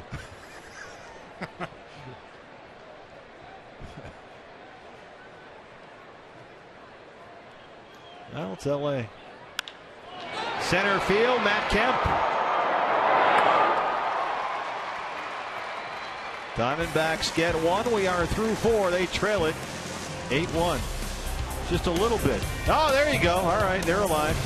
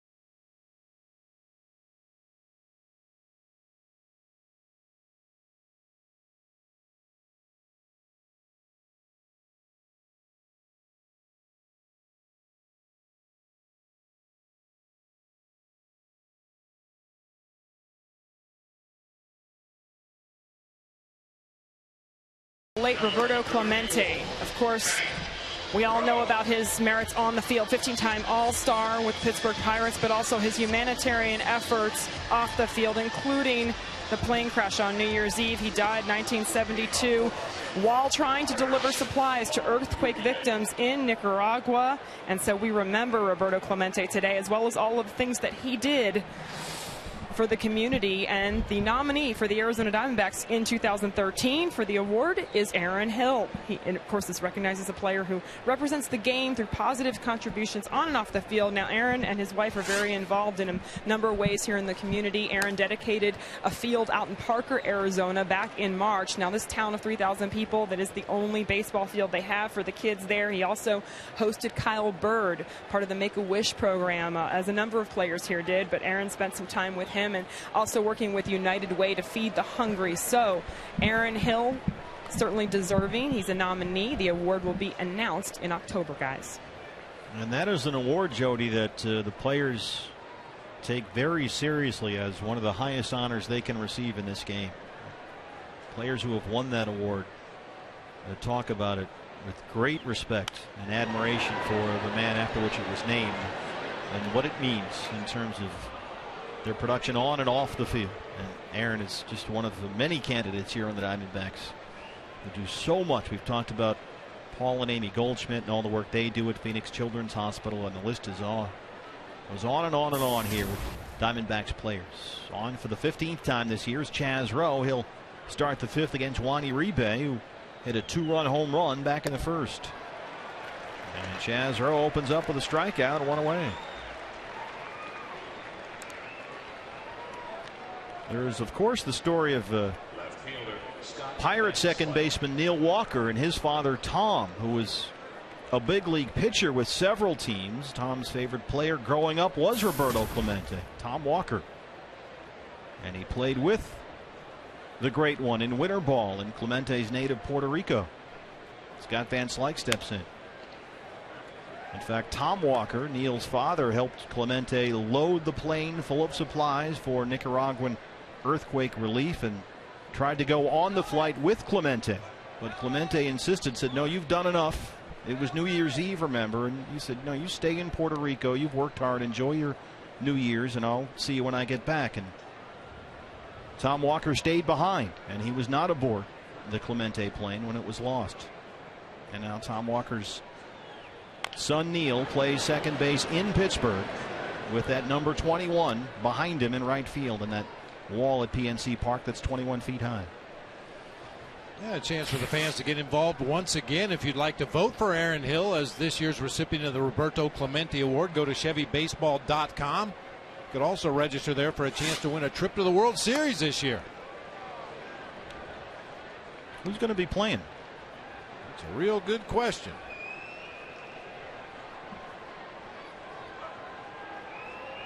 In hockey, they say bet the hot goalie, and I think in baseball that holds true too. Whoever's pitching staff makes it to the finish line in the best shape going into the postseason would probably have to be considered the favorite. Another broken bat. Somebody's going to have to call Chuck Schupp.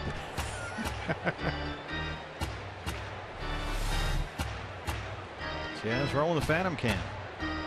Wow. Apparently looking out of his right ear to throw that pitch to home plate. I've seen guys occasionally take their eyes off the target, but never anything quite that drastic.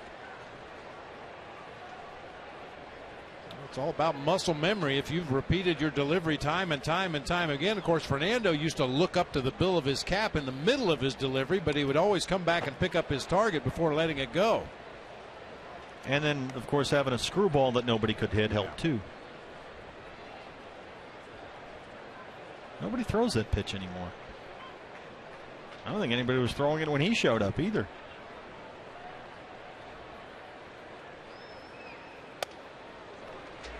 There's a 1-out walk. Yeah, it seems appropriate that Fernando's in the house tonight with Zach Greinke on the mound, because Fernando Valenzuela was a guy, when he pitched against you, he took up time in the advance meeting.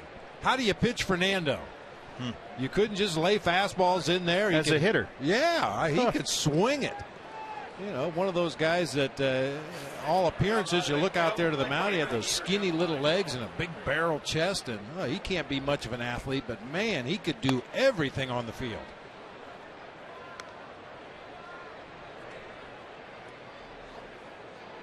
That rookie year of 81.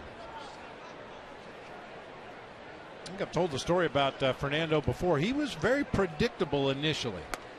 If he threw strike one, he was going to come back with a fastball inside hard. If he threw ball one, he was going to throw that screwball as a changeup on the second pitch. So, you know, after one time around the league, word kind of got out. Just take the first pitch, and then you know what's coming on the second pitch. But he quickly figured it out along with Ron Peronowski as pitching coach, and yeah, the rest was history. 1981 as a 20-year-old. He threw 11 complete games, including 8 shutouts. Yeah. I mean, they talked about Puig mania down in L.A. this year. It was quite a phenomenon, but it didn't even scratch the surface of Fernando mania. They sold out every game that he pitched at Dodger Stadium.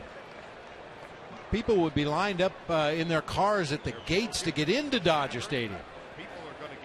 Threw a shutout in his first game. In fact, 1, 2, 3, 4, 5.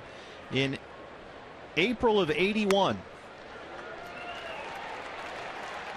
As they get the strikeout of A.J. Ellis. He pitched in 10 games in 1980 as a 19-year-old. So they had seen him, just a little glimpse. But he comes up in April of 81, and in just that first month, he threw 4 shutouts in a complete game. Gave up 1 run the entire month. How's that for a start? He was 8-0 before he lost a game in the middle of May. I think I had more at-bats in my career against Fernando than any other opposing pitcher. You know, obviously they were in our division, Giants, Dodgers, heated rivals. Even early in my career, I only played against left-handed pitching, so every time we went to L.A. or every time the Dodgers came to San Francisco, I knew I was going to get a belly full of Fernando.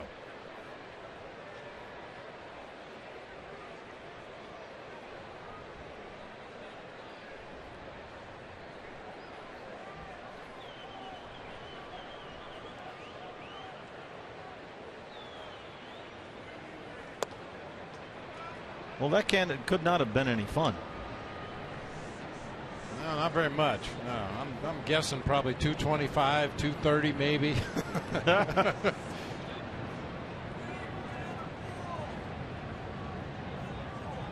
You and Fernando broke in the same year. Yeah, 81 was my first go round at the major league level. Yeah.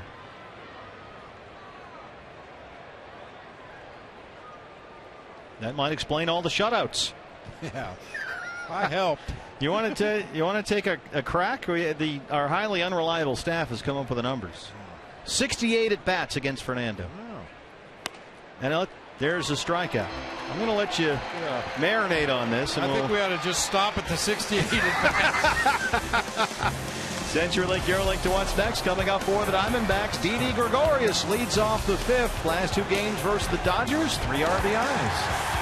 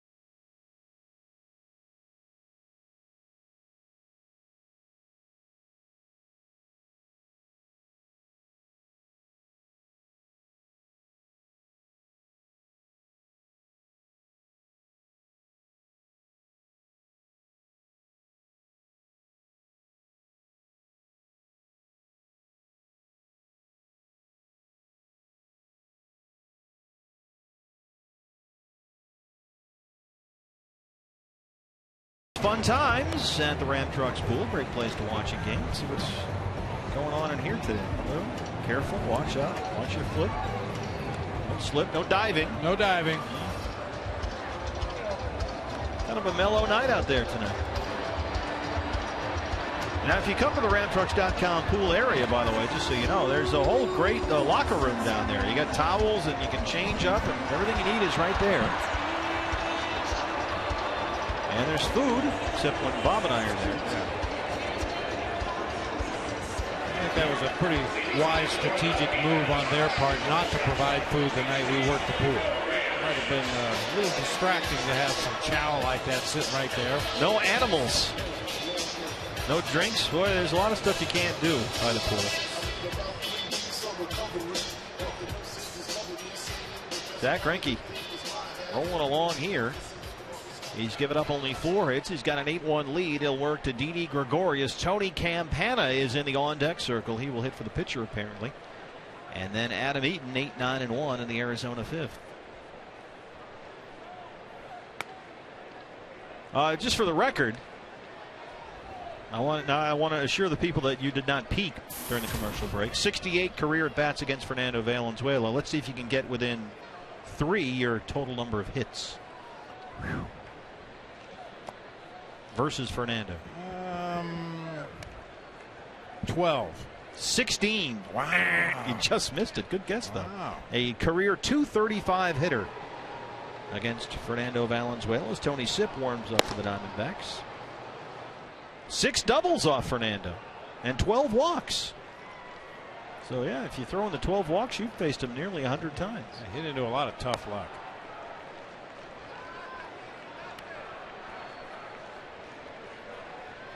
Have an update. 700 prints sold at this point. Over $30,000 raised for Phoenix Children's Hospital.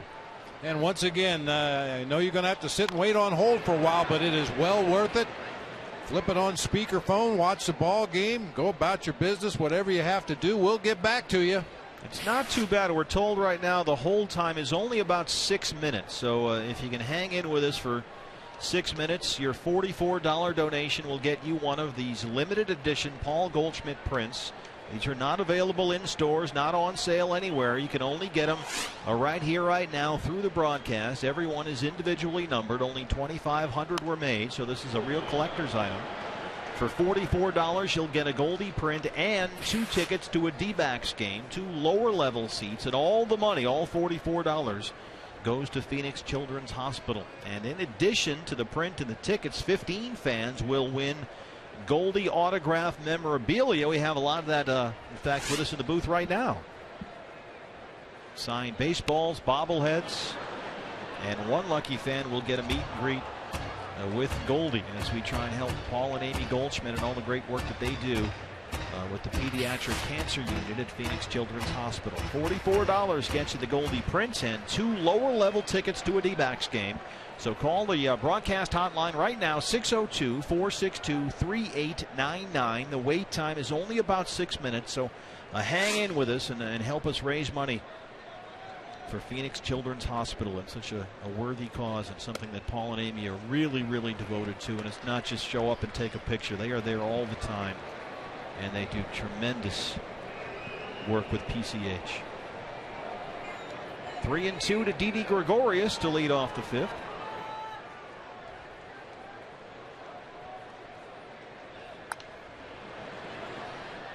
Making Zach Greinke throw some pitches here.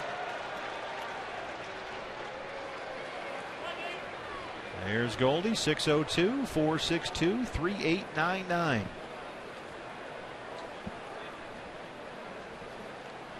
September Pediatric Cancer Awareness Month.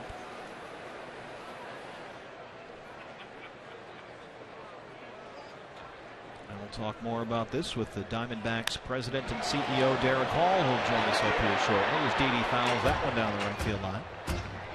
Diamondbacks very involved in the community. This is an organization that is involved and does as much as it can for a variety of causes. And BB, I know you and I were never more proud to be associated with the Diamondbacks than on the night we raised the money for the Yarnell 19. That was quite a night here at Chase Field. A great night for Diamondbacks fans, for baseball fans all over the state of Arizona. Uribe from third, and that's the first out. So if you helped us then, thank you so much. And for only $44 more, you can get a Goldie print. You can get 2 lower level seats to a D-backs game, and you can help the Phoenix Children's Hospital. Here's Tony Campana. He will hit for the pitcher.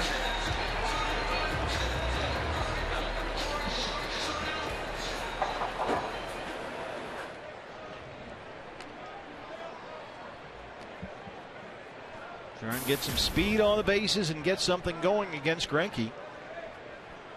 So far has thrown 50 strikes. He's been right around the strike zone all night long. Uribe well in on the grass at third in anticipation of a bunt from Campana. There's a strike, 0-1.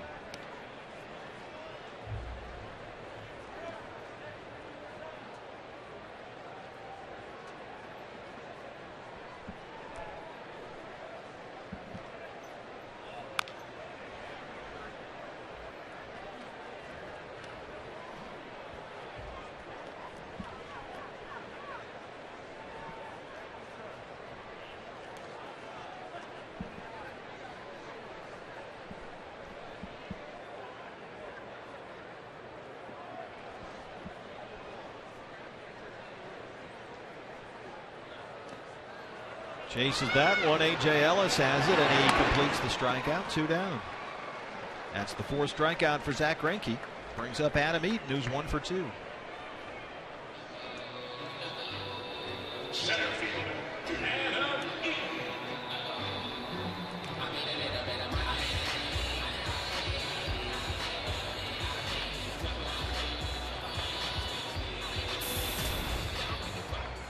Greinke's one. Excuse me, partner. I was just going to say Greinke's one of those pitchers that gives you the ultimate challenge. The idea is to try to run up a pitch count, try to get him fatigued later in the ball game, maybe take advantage of some mistakes.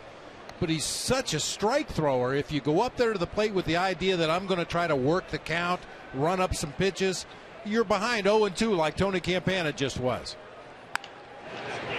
Bounce to second base. Ellis from the edge of the outfield grass, and it's a 1-2-3 fifth for Zach Greinke. Diamondbacks president and CEO Derek Hall joins us when we come back to Chase Field.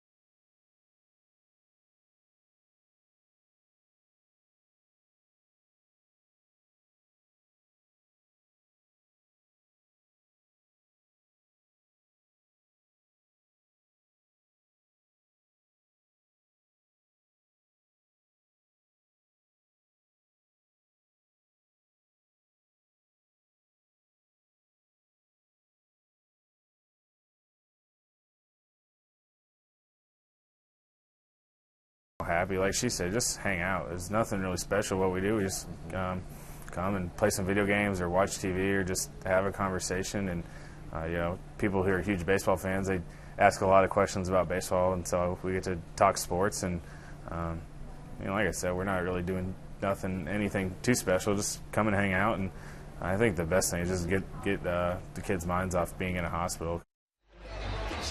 Paul and Amy Goldschmidt talking about all the great work they do for Phoenix Children's Hospital, and you can get on board right now. With us is Diamondbacks President and CEO Derek Hall. And Derek, I think that says a lot about Goldie. Anybody can write a check, and we're asking you to do that tonight. But for an athlete, and an MVP caliber athlete, absolutely, to give his time, I mean, that really says a lot about who Paul is and what the Diamondbacks are all about. Well, not only that, but you see that clip, and he says, we're not really doing much. We're just hanging out. Yeah, you're just hanging out. Here you are, a role model, and we think an MVP, and you're changing lives. You're impacting lives. And the fact that he and Amy are giving back and that they are so involved with Phoenix Children's Hospital, which is one of the best in the nation, I couldn't be prouder. 602-462-3899. This is a one-time only deal on these limited edition Paul Goldschmidt prints. Only 2,500 were made. Each one is individually numbered, so your $44, all of which goes to Phoenix Children's Hospital, gets you the print and 2 lower-level seats to a Diamondbacks game as Tony Sipp is on to start the 6th inning against Yasiel Puig. What's also great is the way the Diamondbacks support the efforts, Derek, of their players. Guys aren't just out there doing this on their own. I mean, the Diamondbacks are behind their players and their efforts. Well, we are. You know, we're very proud of what they're doing in the community, and the more that we can help, too, because we do have those resources. We're obviously on a platform where we can help them, and they don't even ask for help. That's the beauty of it. I mean, if you talk to Paul and Amy, they were willing to do it all on their own, and we've said, well, let us help you as well. And it's nice to see, and that's really all of our players. They're so involved in the community. They care about our fans. They care about the interaction. They care about changing lives, bettering lives here in Arizona. But that one right there may be as good as any right now. He is the genuine article, that's for sure. And it was something over the course of this year to be out on the road and arrive in different cities and see players go out to dinner and do whatever they wanted to do. But Goldie would be there in the lobby of the hotel, hunched over his laptop with his headphones, doing his coursework. It was something else, and you thought, well, this guy might be the NL MVP, and he's doing his homework. That's a focused young man. He really is. He's goal-oriented. He's as down-to-earth, genuine, and real as there is, too. Paul is such a he's such a special kid. You look at this season and everything that he's done, yet he's never changed, not a bit, nor will he ever. And he's really been this type of player his entire career. He's done it throughout the minors. He's done it when he's been up here, and he's never changed. He's just a wonderful guy to be around, and he's a nice, perfect influence on that team. And it's amazing how much work he puts in while doing all the work at PCH and getting his degree and everything else that's involved, because he's made himself a great player. Yes, he has, and he's the hardest worker we have. He's the first one here. He's the last one to leave. He prepares better than anyone. When you look at the way he prepares and Martin Prado prepares and the way it rubs off on the rest of this team, yet he still finds time, as you mentioned, Steve, to do those other things, like give his time and his wife's time to Phoenix Children's Hospital. You see Willie and Lisa Bloomquist doing the same as well. 3-2 to Puig. Popped him up first base side, and there is Goldie. Right near Davey Lopes over there at first. And that's one away in the 6th. And I think it's kind of interesting. We go on the road and we talk to fellow broadcasters from the other teams. And, early in the season, well, what kind of guy is Goldie? Will he do a pregame show? And I always told him, yeah, he'd love to do a pregame show if you want to talk about Adam Eaton or if you want to talk about Willie Bloomquist. But he doesn't want to go on there and talk about himself even for a minute. So true, Bob. I mean, the humility on this young man it's impressive. And again, it is real. He's embarrassed when you talk about him, and he doesn't want the spotlight. But the way he plays and the way he prepares and the way he goes about business every day, he's going to get that spotlight and will continue to. And again, nothing is going to change him. Well, we've sold 900 Paul Goldschmidt limited edition prints. Each one is individually numbered, so we've already raised more than $40,000 for Phoenix Children's Hospital. And if you're on hold, thank you so much for calling. Hang in. It's only about a 5-minute wait on the phone line, so you don't have to wait too long to do your part. $44 gets you the Goldie print and 2 Diamondbacks tickets.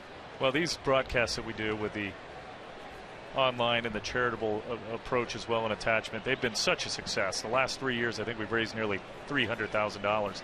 And when you see the impact of a Paul Goldschmidt and his popularity, what he's going to be able to do in this 1 year, and we appreciate, as you mentioned, everybody writing those checks for $44. And we will keep those phone lines open a half hour after game time. And I hope that didn't hit somebody, because I'm not there to run over and see if they're okay.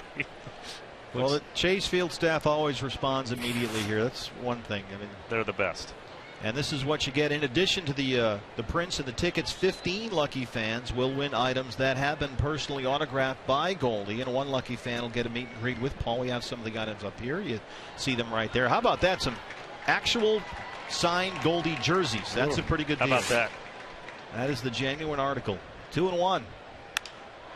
That one is driven to right center field. Campana and Eaton, good speed out there. Adam in front of the pole has it for the second out. Well, this is, sometimes you eat the bar and sometimes bar eats you, as they say, and it's 8-1. Well, yeah, you're right. The team has played so well of late. This is bound to happen, especially against a Dodger team that hasn't been playing like themselves the last couple of weeks. You knew they were going to snap out of it at some point. And you look at Patrick, he's been doing it all year, and you wonder at what point is fatigue setting in, and getting 200 innings is not, it's new territory for him, and of course consideration, should we skip a start? And I think he showed that he's a little bit tired, and he's human. That's Patrick, and what a year he is at.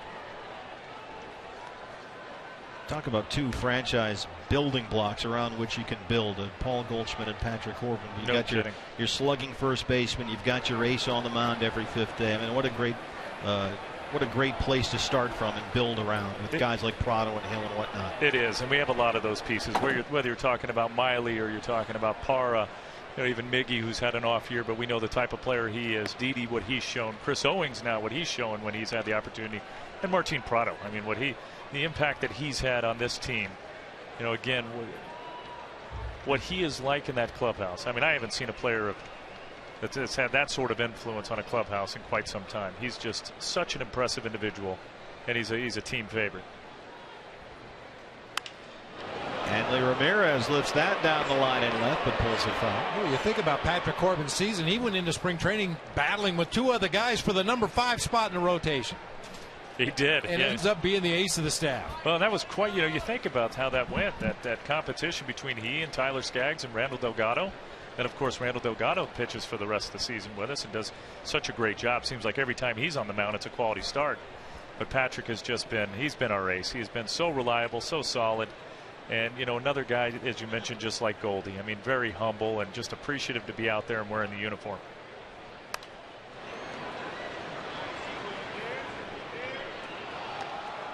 Don't forget, fans, 602-462-3899. That is the broadcast hotline as we try and raise some money for Phoenix Children's Hospital and help out Paul and Amy Goldschmidt. All the money goes to PCH. And you can get a limited edition Paul Goldschmidt print. This is a one-time only deal. Can't buy these anywhere, not online anywhere. This is it. Get them now. So it's a real collector's item, and we'll throw in 2 lower-level Diamondbacks tickets as well. Can't beat that. Paul and Amy are so good. And Amy is such a sweetheart. She is quite a woman. And we're actually going to take the two of them on a little bit of a PR tour in Australia coming up in November. And so I know they're excited about that. They haven't been. A lot of us haven't been as well. But, we have the promoter who's going to take us out there and have us do a little bit of a PR and media tour and start to plant the seeds for our opening series there next year. But it'd be nice to have Paul there as well. He is Australia's first baseman. But he won't let you wear the T-shirt. That's the only thing. That's right. I thought that was great. He, when they printed up the America's First Baseman T-shirts in the clubhouse, he tried to downplay. He's like, I'm not going to stop you guys from having fun, but right. Let's not get carried away. I thought that was great. He didn't walk around and grab them out of everybody's hands. He wanted his teammates to have fun and enjoy it. Absolutely.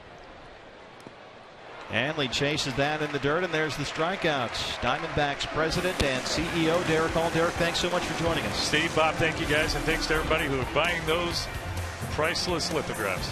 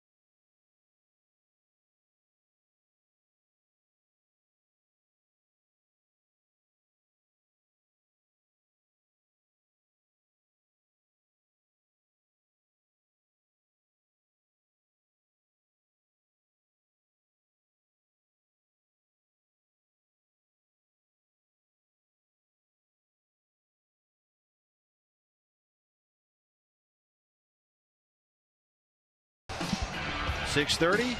Stephen Fife and Brandon McCarthy. This is a change for the Dodgers. They announced today they pushed Clayton Kershaw back for an extra 3 days rest. He is now set to pitch Saturday in San Diego, so it's Stephen Fife who will pitch tomorrow's game against Brandon McCarthy. Then Thursday, Wade Miley takes on Ricky Nolasco in the series finale. Aaron Hill leads off the 6th. Brandon McCarthy will be on the mound tomorrow. Pre-game show, Diamondbacks Live, comes your way at 6 o'clock here on Fox Sports Arizona. Hill, Goldie, Chavez, 2, 3, and 4. As we back the D-backs, 8-1 Dodgers here at Chase Field. Wait, how about this, partner? Special thanks to Richard. And Richard, you know who you are. One of our operators just informed us that Richard called up and donated $1,500 to the Phoenix Children's Hospital. Thank you, Richard. Richard, great job. Now, we asked for a $44 donation, but if you can, by all means, donate more. If that's something you can do, then please do. But $44 gets you the Goldie print and your 2 Diamondbacks tickets. And all the money goes to Phoenix Children's Hospital. Michael Young replacing Adrian Gonzalez at first base. 0-2 to Aaron Hill. He has singled and grounded out. He did not go, says the Cowboy, Joe West.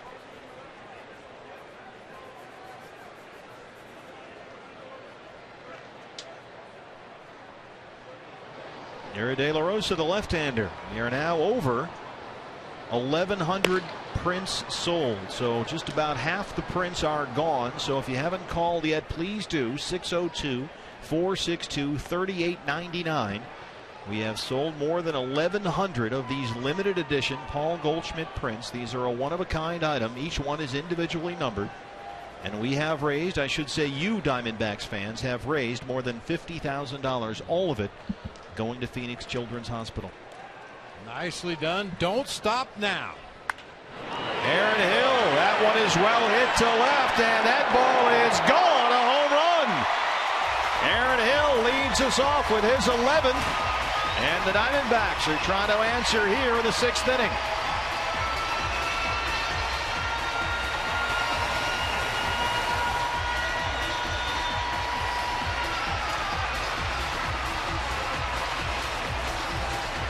That's a Fulton home run. Another $150 goes to Central Arizona.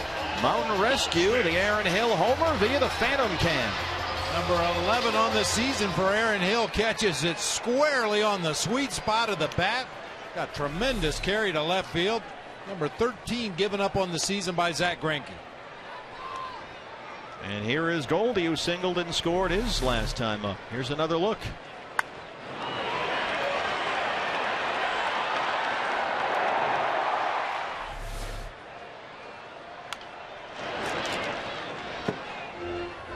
Seems to just have Aaron Hill a flick of the wrists.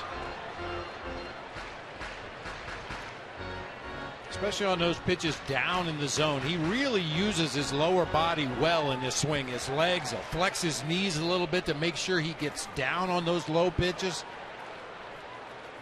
Boy, an immediate feedback from your hitting coach. Love to see that. 2-1 to Goldie. He's now hit in 7 straight games.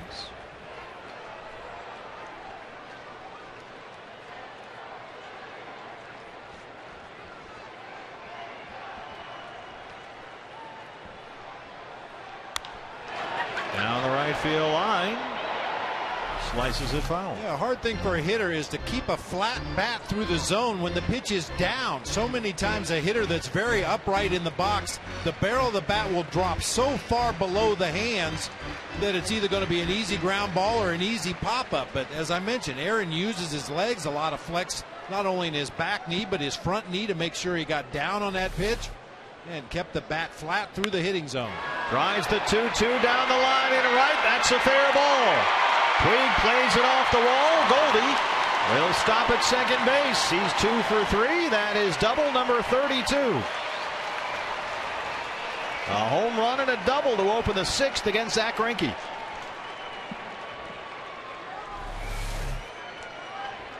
Third base, Chavez. another one right off the sweet spot. This time a line drive down into that right field corner. And Goldie, too, using his legs to get down on that pitch that was low and away from him and drive it hard into that right field corner. Still nobody out. Goldie at second. Eric Chavez singled his last time up. He's 1 for 2.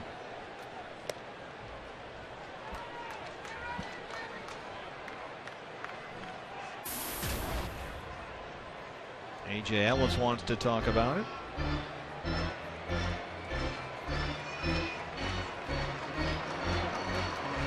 Stirring around in that Dodger bullpen. J.P. Howell looks like he's about to get a baseball, start to warm up. Well, he's the left-hander. You've got Montero, Pyra, Gregorius, 6, 7, and 8 coming up after Chavez and Prado. So somewhere in there, you figure there's a matchup.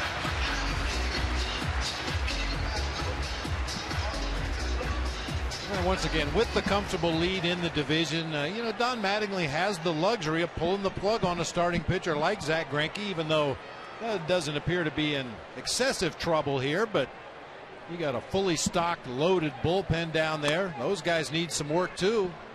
You can pull the plug on your starter whenever you think he's had enough. And as we mentioned a moment ago, they've pushed Clayton Kershaw back to Saturday just to get him some extra rest.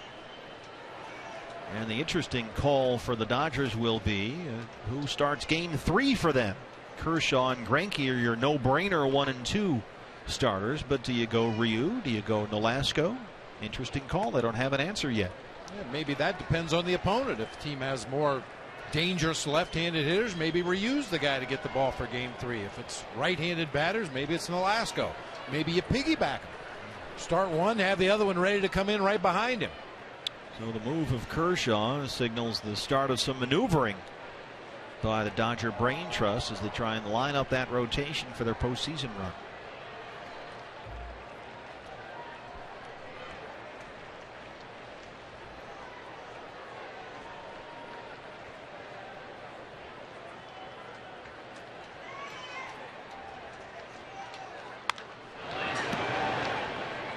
Right by Steve Sachs at first base, and there is Lon Schlechter who pounces on that one.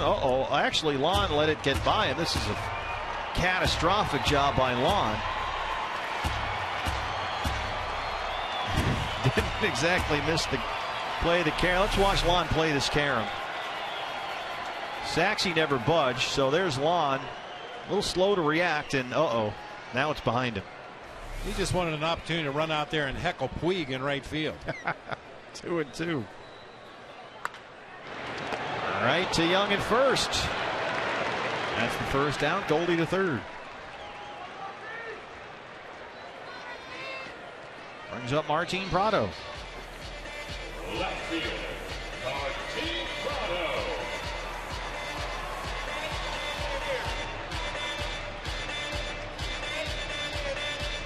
Prado 0 for 2 so far. He struck out in the first, drove in a run on a fielder's choice his last time up back in the fourth.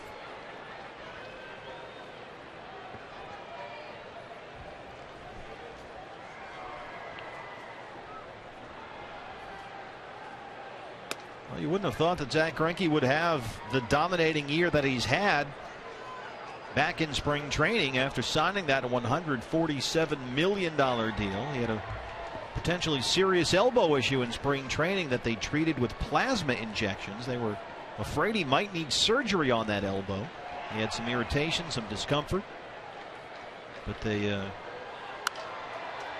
have this platelet enriched plasma treatment that they inject into the elbow to try and accelerate the healing process, and that worked out very well. So that was a big relief for Dodger fans. And of course, he went through that in spring training, and then in his second start of the year, he suffered a broken collarbone in the altercation with Carlos Quentin and San Diego.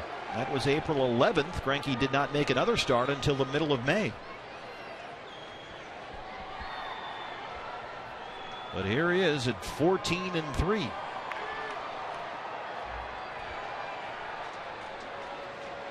Six-year, $147 million deal. At the time, that was the richest contract in baseball history for a right-hand pitcher. Prado reaches down and pops that up to short right. Puig coming in. Goldie stays put, 2 down.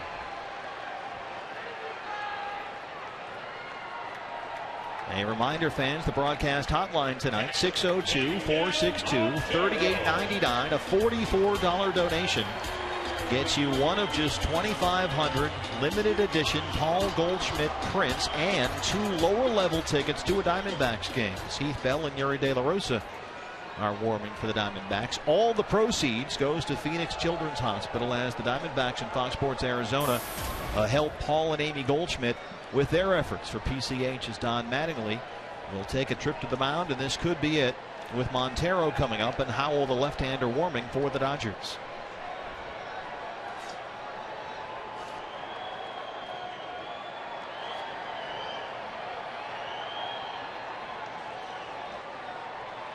Looks like there might be room for negotiation here. Yeah, I don't think Don Mattingly had his mind made up when he left the dugout. He was going to give Zach Greinke an opportunity to either ask out of the game or talk his way into maybe one more hitter here in the bottom of the 6th inning, and it looks like Greinke won that one.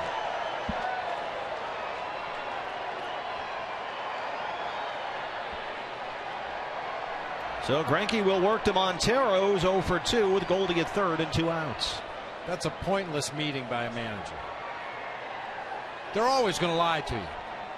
Well, as Pedro Martinez said when Grady Little went to the mound and asked him if he could get this out, what am I supposed to say? Yes, of course. I mean, any pitcher worth his competitive salt, when the manager, the pitching coach says, "How you doing? Are you okay?" "Yeah, I'm okay." They're never going to say, "No, you better get me out of here. I feel like I'm losing it." At least in my experience, I've run into a couple of those guys, but they didn't last very long. Is that an investment for the manager in the pitcher in terms of faith? Look, I have faith in you. You're my guy. If you think you can get him, go ahead. Is there anything to be mined from that? Oh, sure. You know, the manager has confidence in leaving you in the ball game. Maybe not so much this game tonight, but yeah. And then as a manager, you sit back and you closely watch how the guy continues to pitch. Is he still competing? Has he kind of cashed it in? And then you make your judgments in the future based on what you've learned as a manager. Because, like I said, they're rarely going to tell you the truth. Now, this could be a different situation once again with the lead the Dodgers have in the division, with the lead they have in the game tonight. You know, Zach Greinke maybe said, you know, I can get one more hitter and that'll be good.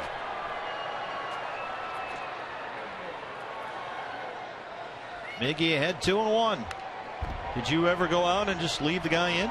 Oh yeah, there were a couple times I went out and let guys talk me into leaving him in the ball game, and sometimes it was justified and I learned from it, and in future instances I didn't even bother to go out and ask because I knew that the answer I was going to get, and I knew how he was going to continue to compete. And is every guy different? Every guy's different, absolutely. Sometimes you look them in the eye and their mouth and their voice may be saying, yeah, I'm okay, I can continue to pitch. But if you look a little deeper into their eyes, there's some panic there. Now, some guys I've seen go, and they go in that exact situation, they just ignore the pitcher and talk to the catcher. How about that? Well, that works too, but that's a very fragile relationship too between a pitcher and a catcher, and you hate to put your starting catcher in that position. He did not go, says Andy Fletcher at third. Usually you're better off grabbing the catcher back in the dugout between innings. When the pitcher goes up to change his undershirt or get a drink of water or towel off, sneak over and ask the catcher then when the pitcher's not there to hear it. And what are you asking? Has he got anything left? Yeah. Or is he lying to me? Yeah, he's lying. He's done. 3-2, 2 outs.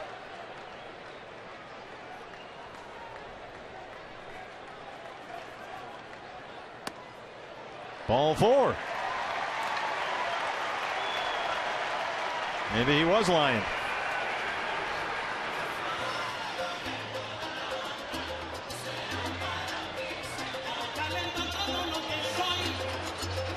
Well, Will Nieves is coming up, and he will hit for the pitcher spot here. And Mattingly is still in the dugout.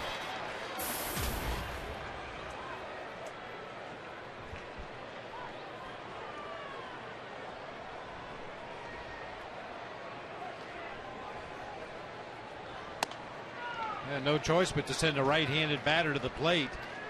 With Greinke on the mound for the Dodgers tonight, Gibby put as many lefties in the lineup as he could, with the exception of Tony Campana and the switch-hitting Cliff Pennington. We've already seen Campana pinch hit, so now it's a string of right-handers to take any pinch hit at bats.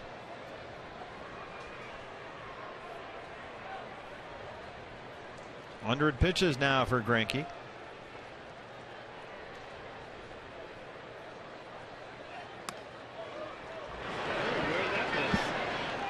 Joe West says no.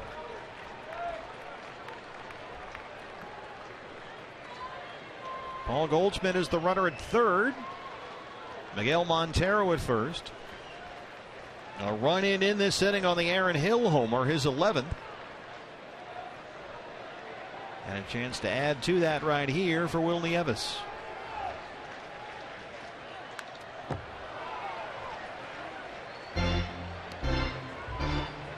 What was it like to have those conversations with Randy Johnson? We saw the guy wearing the RJ t-shirt. I imagine that was no picnic. Well, I tell you, it goes without saying he's one of the greatest competitors I've ever been around in my life. And when you gave him the ball to start the game, he didn't want to see you again. Let's just put it that way. Stay out of this. Yeah. I mean, one of the first trips to the mound I made in the middle of an inning, first visit to the mound, and I just wanted to give him a chance to catch his breath a little bit. It had been a long inning. He was having trouble finding the zone. Yeah, just out here to give you a chance to regroup. Regroup? What's that mean? I didn't have a good answer for him. I just want you to catch your breath, okay? They'll throw some strikes. Now, did you find as a former catcher that you may have had a little better feel for those types of visits than managers who played other positions? Well, I'd like to think so, because, you know, I'd been yelled at on the mound before. I'm used to this. Yeah.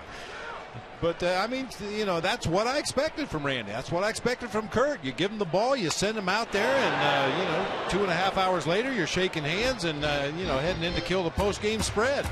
They didn't expect you to go to the bullpen on a night when they were on the mound. Now, obviously, there were games where physically maybe they weren't quite as good as they had been in other starts.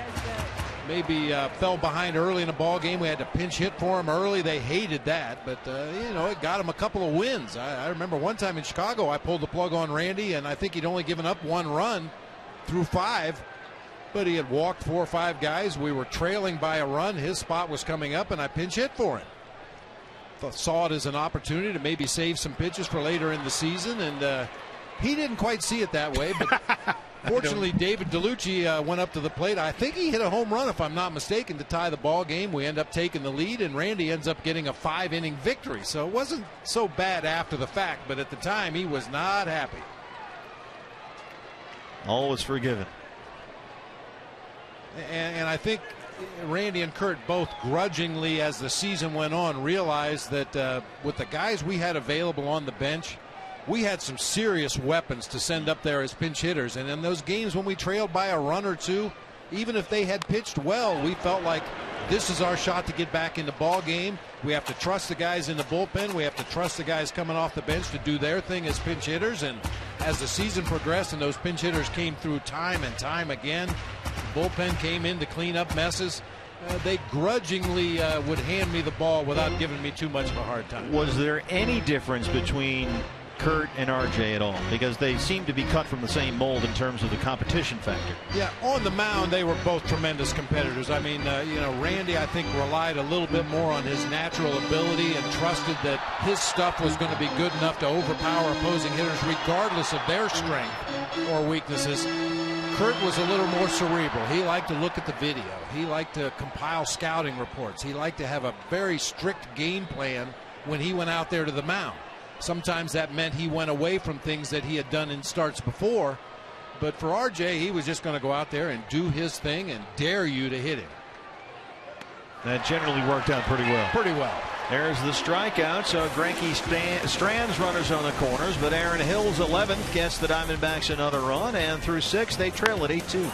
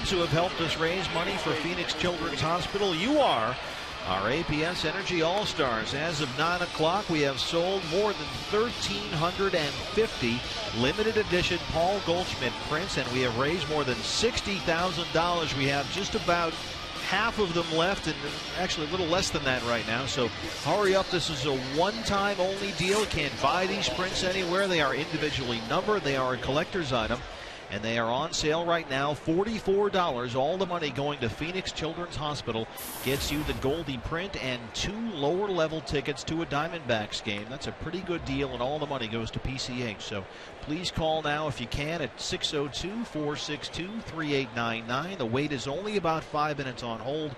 And if you've already participated, thank you so much from all of us here at the Arizona Diamondbacks at Fox Sports Arizona.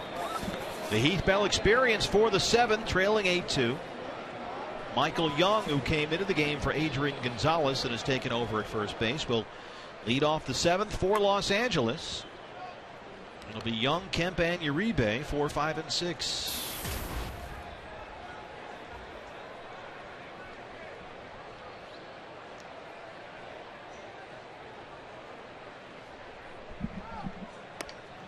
Fans, don't forget, in addition to the limited edition print and the Diamondbacks tickets, 15 fans will win autographed Goldie items.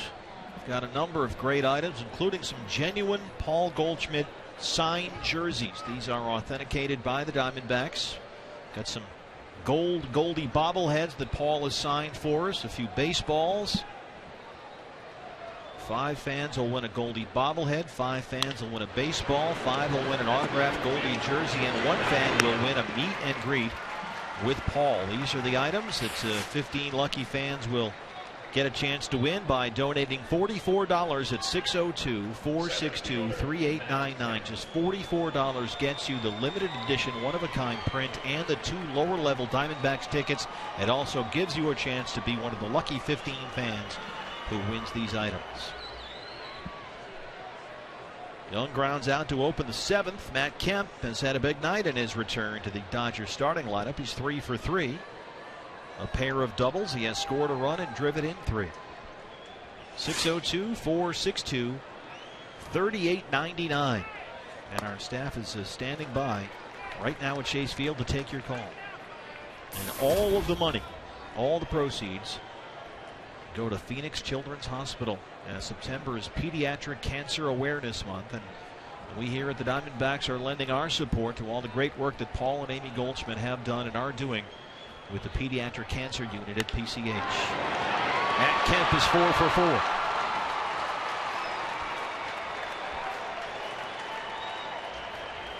Tell you what, the Dodgers, this will change their postseason equation. There's absolutely no question about that. Matt Kemp in his first start since really the middle of July after ankle and hamstring issues is 4 for 4 here tonight. Well, that's another balancing act that Don Mattingly is going to have to do the rest of the year. How much playing time do you give Matt Kemp? This guy has been very, very fragile this year. 3 stints on the disabled list. Obviously, you'd want to get him some at-bats, get his bat speed back. It appears it's back tonight. But how much playing time do you give to Matt Kemp down the stretch with an eye for keeping him healthy for the postseason? And it's been the last calendar year, really, Bob, for Matt Kemp has really been a struggle because, remember, he had what turned out to be very significant shoulder surgery back in early October of last year to repair a torn labrum and rotator cuff damage in that left shoulder. It was supposed to be just a cleanup, but they went in there and they found all kinds of things wrong with that shoulder, and it really affected Matt Kemp when he started this year. He had a terrible April. In fact, he struck out this season 25 times in his first 96 at-bats, and he just couldn't get it going. And then he initially hurt his hamstring May 29th, came back, hurt his ankle July 22nd. He was rehabbing the ankle, hurt the hamstring again, and now he's just come back. This is his first start tonight. So it's been a long haul here for Matt Kemp over the last year in terms of his health. So that's a real issue. You got to get his timing back, right? Because he's been facing live pitching at Camelback. He says he's had about 100 at bats over the last week, simulated games and that types of thing. But you can simulate all you want, but I'm guessing that's not the same deal. No, you push the cage away and turn the lights on and fill the stands. It's completely different than standing in a batting cage, maybe facing a minor league pitcher that's trying to throw you strikes so you can get your swings in. It's a little different when you're facing an opposing pitcher who's trying to get you out. And Kemp admitted that he and the Dodgers have really been overly cautious about his comeback this time, because he said, look, if I have any more setbacks this season, that's it. The season might be over, and I don't want that. So they have been going slowly here, and obviously with a big division lead, they have that luxury. Well, from the time the Dodgers called up Yasiel Puig in early June, they had envisioned a top 5 in their lineup of Carl Crawford leading off, Puig probably hitting second by default, Matt Kemp, Adrian Gonzalez, and Hanley Ramirez. Now that's a pretty formidable first 5 in any lineup, but they have never played a game together this season. That is down the line and off the glove of Chavez. Matt Kemp will head for third. It rolls into the corner and left. Prado picks it up. And Juan Uribe is into second with his second hit tonight. He's got a home run and now a double.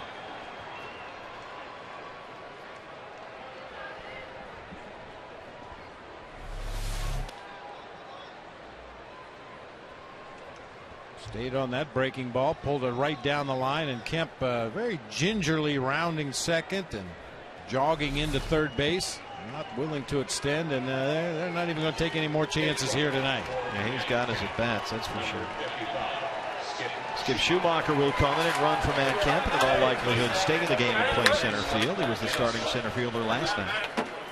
So 4 for 4 for Matt Kemp in his first start since July 21st. Schumacher takes over at third. And here's Scott Van Slyke. He has singled and walked. He's 1 for 2. And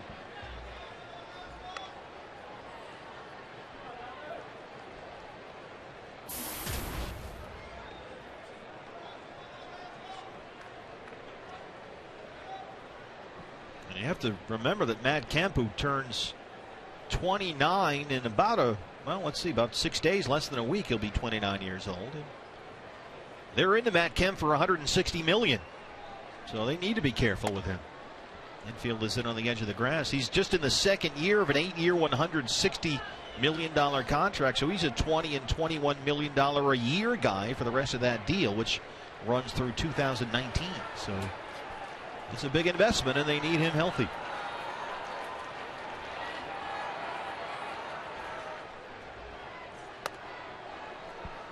Well, not only Matt Kemp, but just in general. That's why I was never a huge fan of long-term contracts.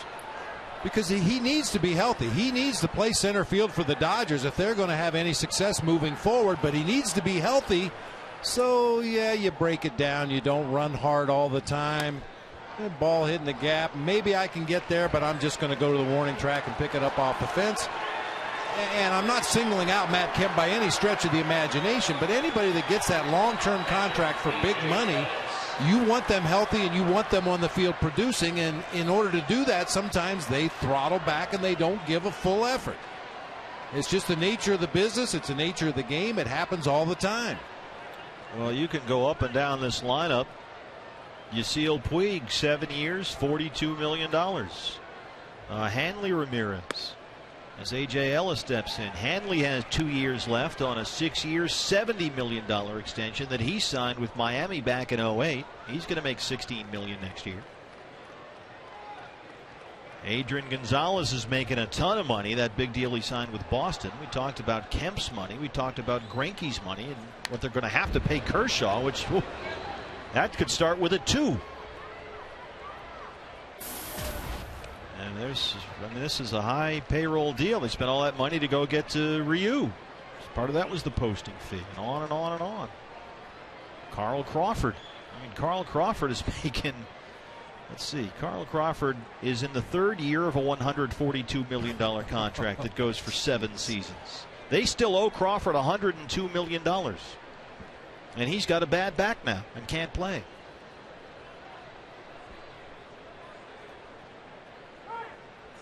Well, we were talking about some of the renovations at Dodger Stadium when we were there last week. New batting cages, new training rooms, new visiting clubhouse, and apparently they have a room there where they just print money. Well, they've got a new TV network that starts next year, and they're anticipating a lot of revenue from that. And that's been part of the new ownership's negotiations with Major League Baseball. And they kind of define what we have to share with you and what we can keep. And so, as usual, rich guys fighting over who gets to keep what. And that's been an ongoing debate as part of that TV package. How much do we have to put into revenue sharing? How much can we keep for ourselves? What do you have there? Just keeping it warm for you. Just a pump fake.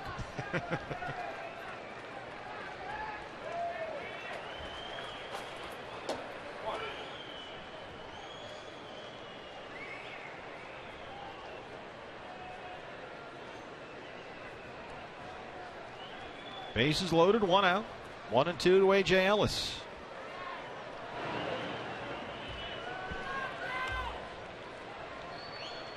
It's funny with all the money that we've talked about the Dodgers spending, and it's this great run they went on when they went 42-8 over a 50-game stretch. No team had done that since the 42 Cardinals, so it had been more than half a century. But the Dodgers, third in the National League in hitting coming into the ball game tonight. 265 as a team behind the Rockies and the Cardinals. Diamondbacks right behind the Dodgers. They're fifth in the league in hitting. So in terms of your investment in dollars in production, Diamondbacks are way ahead of LA. And there's Andre Ethier, another guy that they're into for a lot of money. They re-upped Ethier. And they, if all are healthy, they don't have a spot for him. Yeah, I didn't even include him in the top 5 guys in the lineup I mentioned that had not played a game together this year because of injuries. Driven to right, Adam Eaton comes in and makes the catch. Schumacher tags from third, and he holds up. Nice play by Spanky in right. Schumacher bluffed and had to hold. The ball was not hit well enough, and certainly not deep enough to score from third. That's an easy one for a runner at third base. You can tag up watching the play in right field. You start down the line, you watch the throw. If it appears it's going to be on line or close to the plate, you just slam on the brakes. So Jerry Hairston Jr. will hit for the pitcher spot. Charles Nagy to the mound. And you mentioned Andre Ethier. That's really kind of been the question they haven't had to answer this year because of the injuries to Crawford and the injuries to Kemp. Is what do you do with Ethier, who last June signed a 5-year, $85 million extension? I mean, this is an expensive player here. He's going to make $15.5 million next year, $16 to $18 million each of the next 3 seasons after that. And if everybody's healthy, they don't have a spot for him. If you figure you're all in on Crawford because you're into him for $100 million, you know about Kemp, and now you got Puig, you got to play him. So where does Ethier go? Nobody has an answer.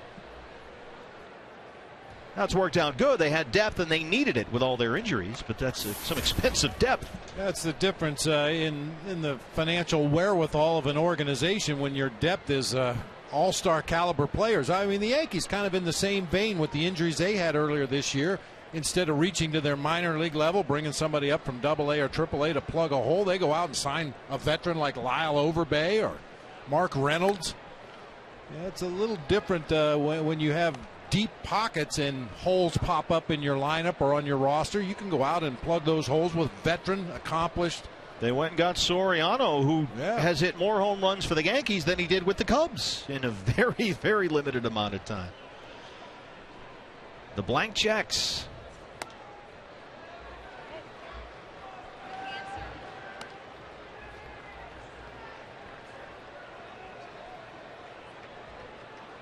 Yankees might be in trouble. They got nothing in their system. CC Sabathia looks like he's kind of hit a wall. And they're going to have to spend a lot of money to kind of get out of the hole they're in because they are getting old quickly. Yeah, they got shut out by the Toronto Blue Jays today. R.A. Dickey with the win in that game. Andy Pettitte was the starter for the Yankees. Right field, Adam Eaton backing up at the track, and Heath Bell leaves the bases loaded. Joe Borowski joins us when we come back for the home half of the 7th. The Diamondbacks trailing the Dodgers 8-2.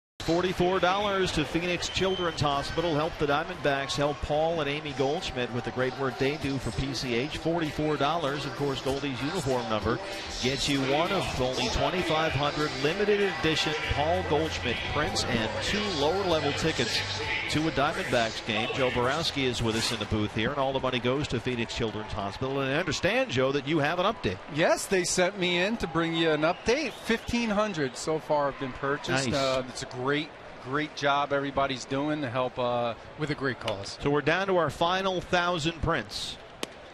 We only printed 2,500. This is a one-time only deal here as J.P. Howell is out there to open the inning against Chris Owings. Chris Owings hitting for Didi Gregorius, and we presume he'll go into the game and finish up at shortstop. But we only printed 2,500 of these. Each one is individually numbered. This is a one-time only deal. They are not on sale anywhere. Skip Schumacher does indeed stay in the game for Matt Kemp. He'll play center field. So get your limited edition print while you can. Only, well, 2.5 more innings here or so, because once the game ends, that's it. All the money goes to Phoenix Children's Hospital. Owings hitting for Gregorius against Howell. Joe, what happened to Patrick Corbin? Well, the biggest thing was he just missed his locations. He left some balls out over the plate, and the Dodgers were jumping on his mistakes early in the count. They weren't letting him get deep in counts, and he really suffered for it. He just couldn't get into a groove. He really struggled on hitting that inside corner consistently, and when he missed out over the plate. Fatigue? This could definitely be a part of it. He's getting into uncharted waters right now as far as innings pitched. And you could say, well, does this mean that maybe the Diamondbacks think closely about maybe easing him up a little bit? But there's going to come a point in his career where he's going to have to push through that threshold. Is it now? I don't have to make those decisions. That's all on the Diamondbacks staff and front office. But he's going to have to learn as his career goes on. Chris Owings gives it a ride, and that is just foul. He just missed the home run. Well, you bring up a good point, though, Joe. For every young pitcher, you reach a stage where you have to learn how to pitch with less than your best Absolutely, stuff. Yes. Whether it's fatigue, whether one of your pitches is missing on a given day, whether the umpire's not giving you a pitch that you need to have to be effective. You need to find ways to still be competitive and still give your team a chance to win on those days. Well, let's talk about this with you, Joe, and the whole theory that you only increase a young pitcher's innings by no more than 30 per year. Between the majors and the minors last year, Patrick worked 186, so a 30-inning increase this year would cap him at 216. And he was at 197. So you're kind of getting right to that wall there. Do you buy into that idea? I don't know. Are these numbers scientific where they say this is the amount of numbers that you do? For me, Steve, it's more importantly, how did he get to the amount of innings he's had? Is he laboring? Is there a definite decrease in his stuff? Those are things I'd rather see than saying, just throwing a number out there and saying, well, we're going to increase it by 30 because that's what everybody's going with nowadays. Foul ball. So in terms of the velocity and command? Sure. It's got to be, is his stuff suffering? Is he really laboring out there now? He had a good outing his last outing. This could just be one where he just didn't have his stuff today. And when he missed, the Dodgers did not miss the pitches that he made mistakes with. This is the same team that he faced last Wednesday in L.A. Gave up only 1 run in 6 1/3, got his 14th win. And people say the toughest part for a pitcher is facing the same team in back-to-back starts like that. And because they've had a good look at you, your last time out, and you're facing them so quickly ahead. But I think you can say that about Patrick, but I think more than not, he missed his spots today. And when he did miss, they were elevated and out over the plate. Chris Owings is putting in a big time at bat right here to lead off the 7th against J.P. Howell. Just narrowly missing what would have been his first major league homer. 3-2. Right to Hanley at short, 1 away. That's too bad. Good grinding at bat that time by Chris. Had some real nice swings on Howe, but unfortunately ends up with a line drive right at the Dodger shortstop. I still see Craig Biggio every time I watch him. I just get a kick out of the comp. You know, getting back to the pitcher and the number of innings, one thing that, to the best of my knowledge, is never factored in there are the warm-up pitches you throw between innings, the side sessions that you throw between starts, the innings that you throw, and the side sessions that you throw in spring training. I don't know if that's ever taken into consideration. I know it's very easy to add up the innings a guy throws during the regular season, but how many pitches did he throw in his side session this week? How concentrated of a side session was it? Was he just getting his work in to break a sweat? Was he working on something? I mean, sometimes those side sessions can get very involved. And as you've been around longer and longer, I know I play with a lot of guys, a lot of veteran starters who would reduce the number of bullpens they pitched later on in the year because they didn't want to go and use their arm that much, knowing that they would need it in September. Base hit for A.J. Pollock, hitting for Tony Campana. The Diamondbacks have a one-out base run. We talked about it before. Patrick Corbin was competing for that 5th spot in the rotation in spring, so it wasn't like he was just going out and getting his work in. Yeah. He was out there battling for a job, so those innings probably took even more of a toll than some of his regular season innings did this year. And, of course, they say everybody's physiology is different, which is nice because there is not going to be, nor will there ever be, a universal rule. There are guidelines, but there's certainly no rule. Here's Adam Eaton. And this has been the discussion in New York with Matt Harvey. Of course, their great pitcher is now going to need Tommy John surgery. And they've discovered, or at least they're making the case, that if you throw 97 all the time, that is simply going to create more wear and tear on the parts in there than if you throw 93 or 94. The more velocity, it's great to have that ability, but it also creates a higher risk factor and a lower threshold for injury. At least that's the latest more theory. Strain on your ligaments and your tendons and your muscles.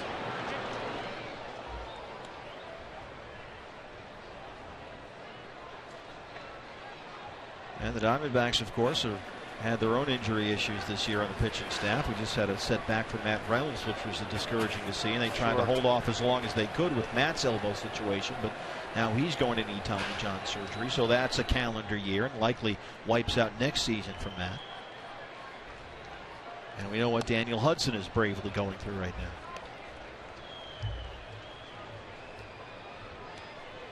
It's a very inexact science. I mean, it's as hard as we try to hang numbers on it and put theories together of how to best develop pitchers. I don't think there is any easy answer. Everybody's different. And that's the thing is you can have perfect mechanics. You can have everything correct through delivery. There's just no telltale sign of when a pitcher's arm is just going to give out like it did. You can prevent a lot of things, like bad mechanics are definitely going to put your arm at more risk. But you can do everything correctly, and it's just, you got to realize, you're throwing a ball the way you weren't meant to. You're meant to throw underhand. You're doing something that's unnatural, and you never know when that time's going to be. Yeah, we show those phantom cam shots all the time of the pitcher's release, and it just makes my elbow hurt to watch. Right to second, Mark Ellis, Hanley Ramirez, and Adam Eaton can't quite beat out the double play, says Joe West, and we are through 7. Joe, thanks. We'll see you on Diamondbacks Live after the game. All right, guys.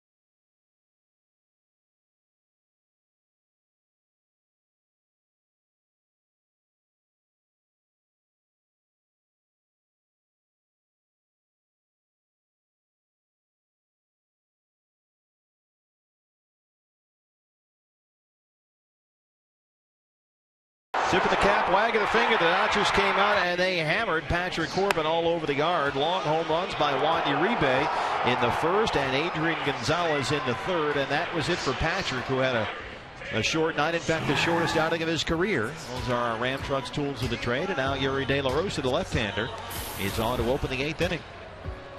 17th appearance of the season for De La Rosa. Has been impressive at times. Throws strikes, 15 punch-outs, only 3 walks on the season.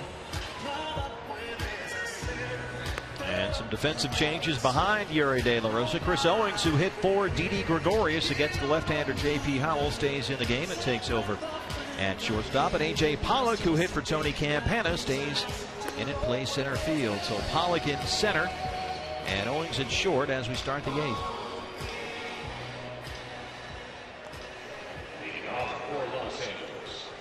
Yasiel Puig. Puig so far 0 for 4. And he is in fact hitless in this series. He did walk twice last night, but he also struck out twice, and he's 0 for 4 with a strikeout tonight. So far Diamondbacks pitchers have handled the Cuban Bo Jackson, who's way out in front of that one, 0-1. Yasiel Puig had that enormous first half. He hit almost 400 since the All-Star break. He's right about 290. And they are getting him with off-speed stuff here. And we were talking about the log jam that the Dodgers are going to have in the outfield if everybody's healthy. It would not surprise me in the least if Puig is the guy that finds his way to the bench in the postseason.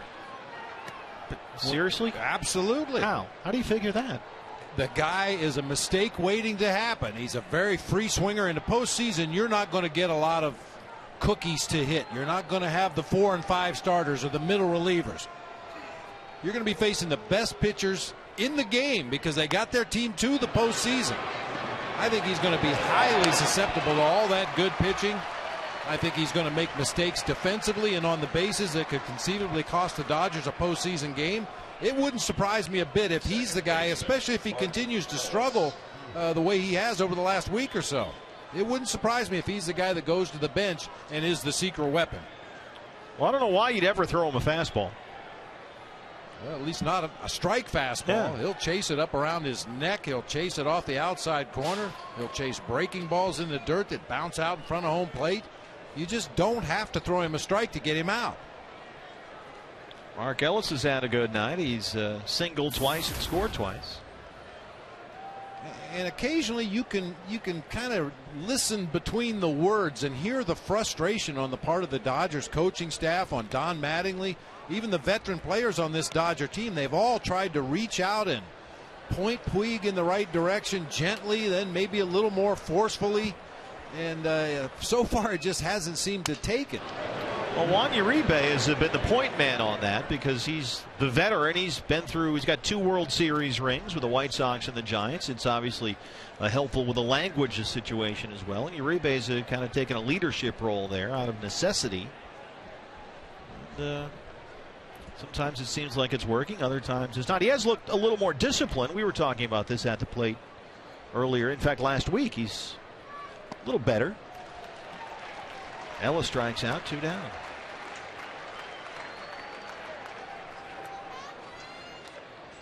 But that, aren't you then opening yourself up to a ginormous second guess if you're fine, you get through this and you get to the postseason and Puig doesn't start? Well, I would think you would have to answer a lot of questions if you weren't replacing him with a guy that's making $20 million a year. It's not like you're sending some double-A outfielder out there to fill in for Puig in the postseason. Puig is sitting or starting Scruffy McScrufferson. Yeah, no, that's not going to happen. Here's Hanley. It's going to be one of the high-paid veteran players that they brought to this roster to get them to the postseason. Puig, in my eyes, was just a nice surprise. I think everybody knew he was going to be an impactful player at the major league level. It was just a question of when. Well, because of the injuries, it was June this year that they decided to pull the trigger on Yasiel Puig, and he was a phenomenon. But as time has gone on, the weaknesses have been exposed, and then, like I said, in the postseason, you're going to face nothing but the best pitching in the game. And those guys know how to exploit your weaknesses. A legendary month of June, National League Player of the Month. In his first month in the major leagues, he hit .436. And the Elias Sports Bureau said that Puig's .436 mark was the highest average ever for anyone in their first month. In June, he led the majors in batting average, slugging percentage, and hits. How'd you like to have that conversation? Hey, yeah, see you got a minute? Yeah, you got a minute. Come in my office here. Tim Wallach dodges the bat of Hanley down there. Listen, you've had a season for the ages, but we're going to sit you down for the next couple of weeks here while these games really count. Hanley wants that bat back. He lost the handle, the fan. It was right in front of him on the ground. Reached over and picked it up. And Tim Wallach is the middleman here. And Hanley stood there at the plate signaling, no, I don't want a replacement. I want that one.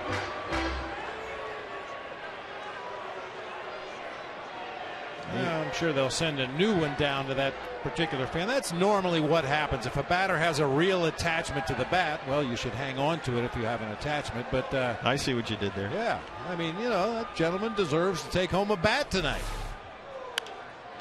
So usually the bat boy will go back to the clubhouse and get one of the new bats that Hanley has up in his locker and swap that out for the game-ready bat. I don't see if he's got a new one yet. It's broken. He doesn't want this. It's a Marucci. Oh, really, dude? All right, here it is. Yeah, his buddy's already texting. Now we have to see if they do a make good for our boy down there. We'll monitor that situation.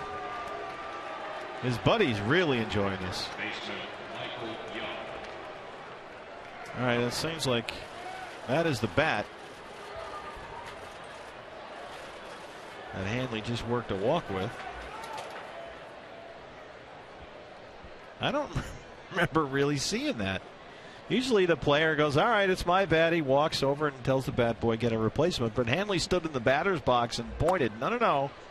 I want that bat back. Yeah, that's a sure sign of a superstar right there. You don't put your bats in a rack with the rest of the common bats. I'll keep mine down here close to where I sit. Mentioned Jack Marucci. He started his own bat company down in Baton Rouge, the LSU football trainer. Michael Young lifts that to the gap in right center. A.J. Pollock can't quite get there. It rolls to the wall. Hanley Ramirez will come in and score. And it's 9-2. Michael Young ends up at third.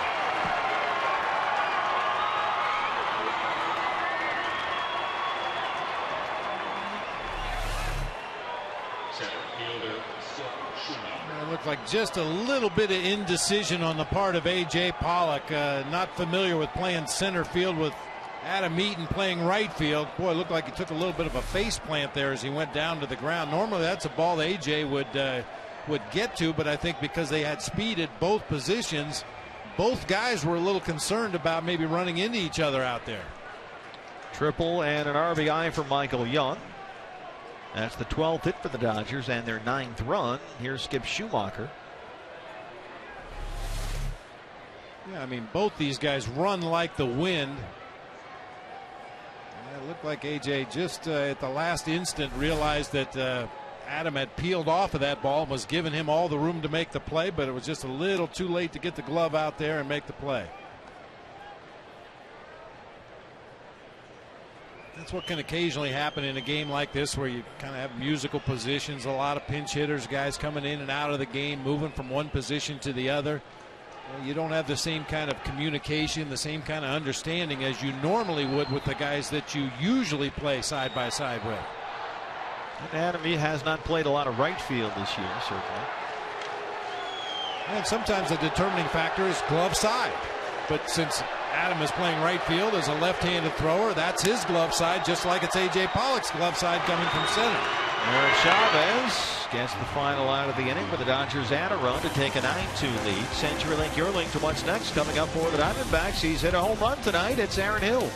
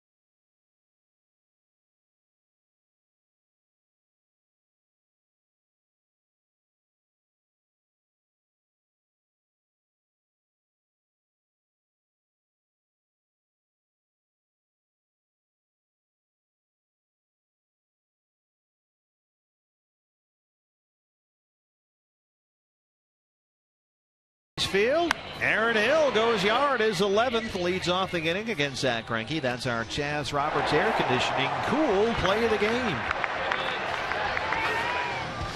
New pitcher for the Dodgers is the right-hander Ronald Belisario. This guy has been a key piece of this bullpen on for the 73rd time this year.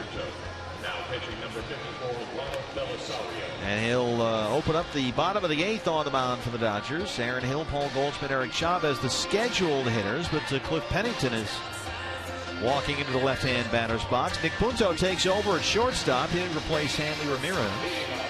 And Pennington here will hit for Aaron Hill.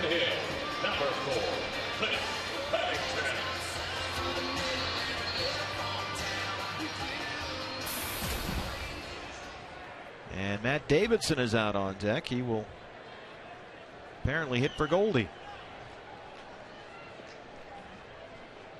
Benches are emptying here in the 8th.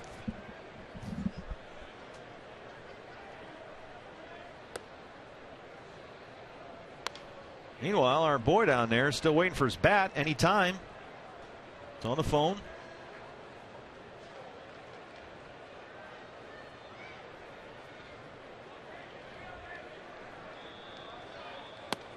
Phone rings in the Diamondback bullpen. 1-1 to Cliff.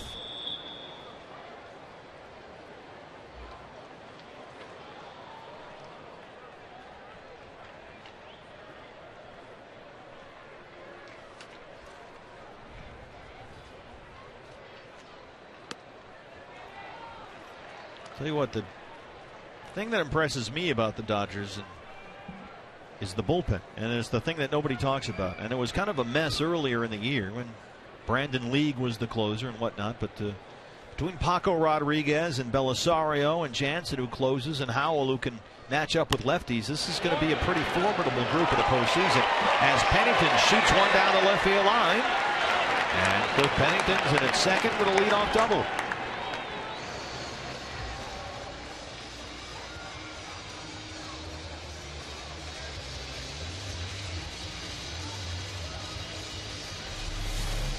Been a while for Penny. Looks like he never left. Hits that ball right down the left field line. Good quick swing, producing that 12th double of the season. And that is career hit number 497 for Cliff, the new dad. So he's only 3 shy of 500. His second son, Hudson Samuel, born on Monday. Said it hadn't been too bad. He's been getting some sleep, he told me the other day. Here's Matt Davidson.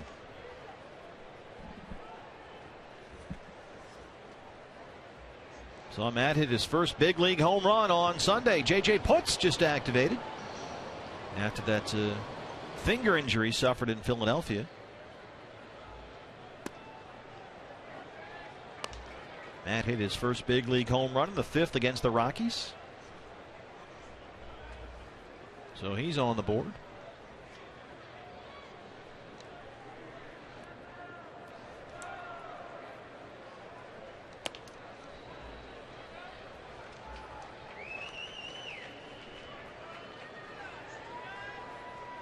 So I'm kind of curious as to whether or not he'll stay in the game and play first.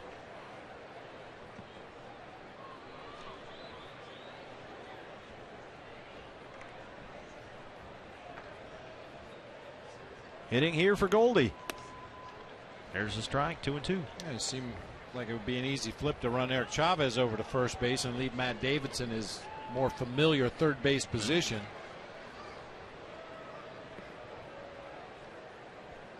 This is part of the equation that has to get solved in the offseason for the Diamondbacks. Where does Matt Davidson fit in along with Chris Owings, with Didi at short and Willie part of the equation, and Cliff Pennington? And at third base, you've got Prado. We know Martin can play several different spots. Is Matt Davidson the guy full time? And who's the full time shortstop? A lot of questions.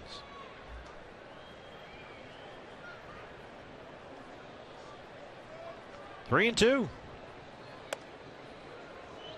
He works a walk, a double and a walk here against Belisario.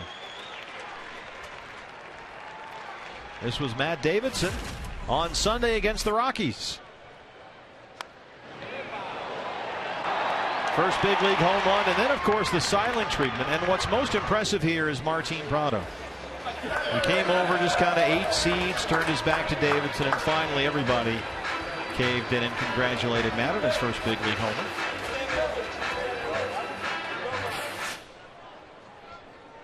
We'll see defensively how they line up when they go back out to take the field in the top half of the 9th inning. But Davidson did play considerably at first base in 2011 at Visalia, 66 games as a first baseman. So 6 of one, half dozen of the other. Chavez or Davidson, either one at first base.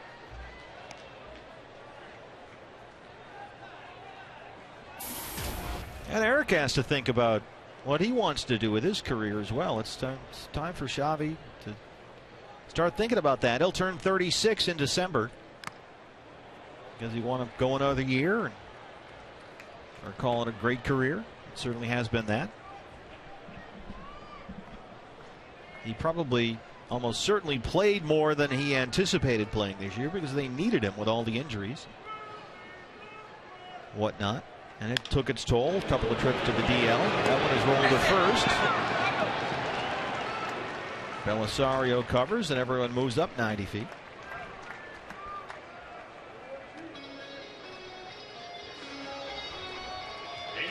And here's Willie Bloomquist, who will hit for Martin Prado.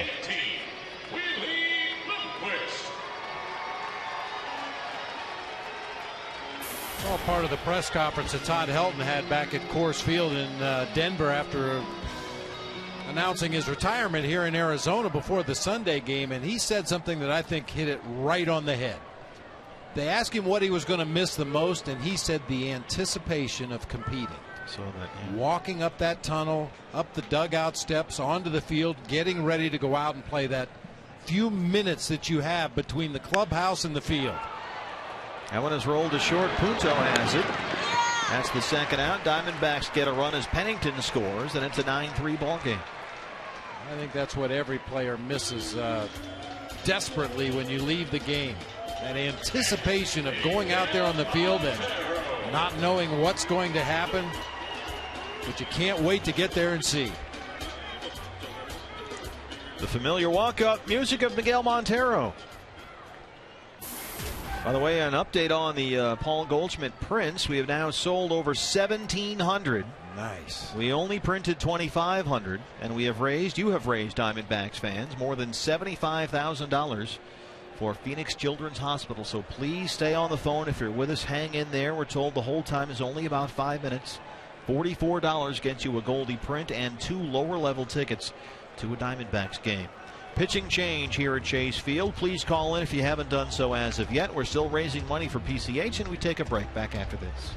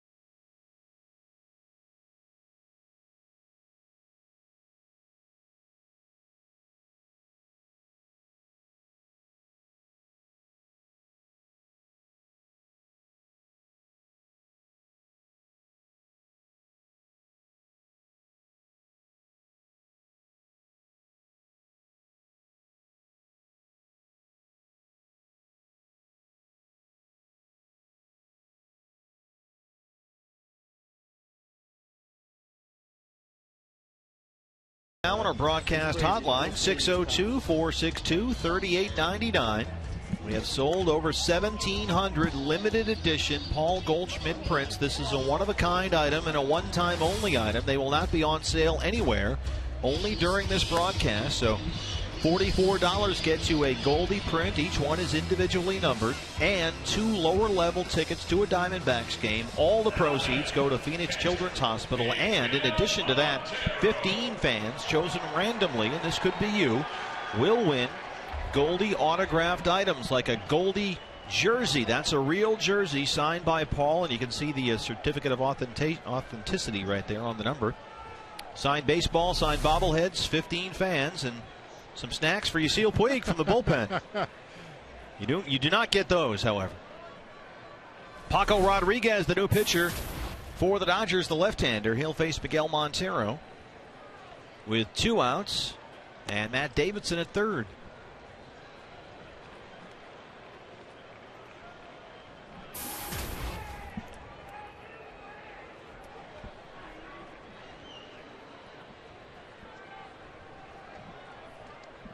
Miggy 0 for 2. He walked his last time.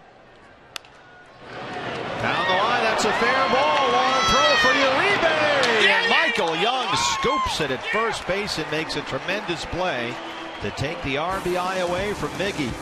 Juan Uribe at third, a slow roller up the line, right on the line. In fact, he plants that back foot. And look at Young at first. It's 9-3 as we go to the ninth.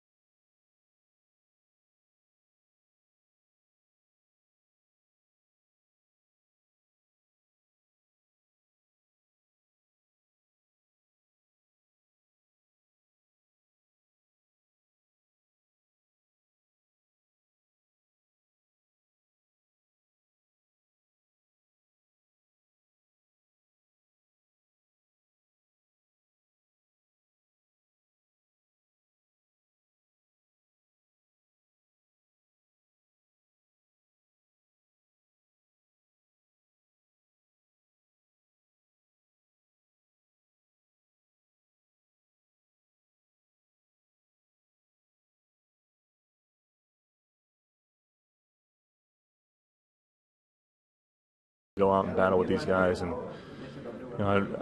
maybe not that much time left in the season, but like I said, it's just good to be out there and competing with these guys.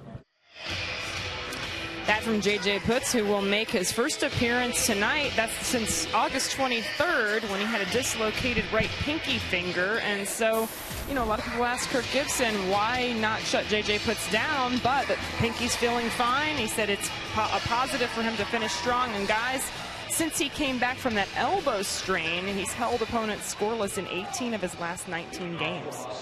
Good to have Thunderstruck back playing at Chase Field. JJ back from the injury he suffered on a long Midwest road trip, trying to barehand a comebacker on the mound that just nicked his finger. Defensive changes. Eric Chavez does go over and play first base, replacing Paul Goldschmidt. Cliff Pennington stays in the game.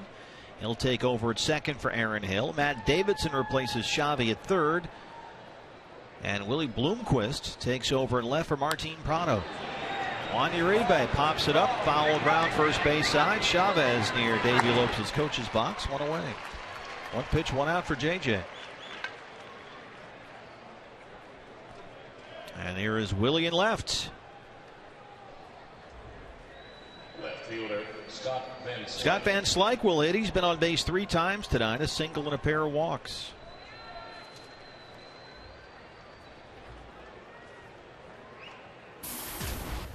JJ's done a very good job as a setup man, really, since the beginning of July. He's held opponents scoreless in 18 of his last 19 games, including a stretch of 14 straight. That was after he came off the DL. suffered that elbow injury at Dodger Stadium in our first trip there earlier this year in the beginning of May. He was on the DL until June 29th.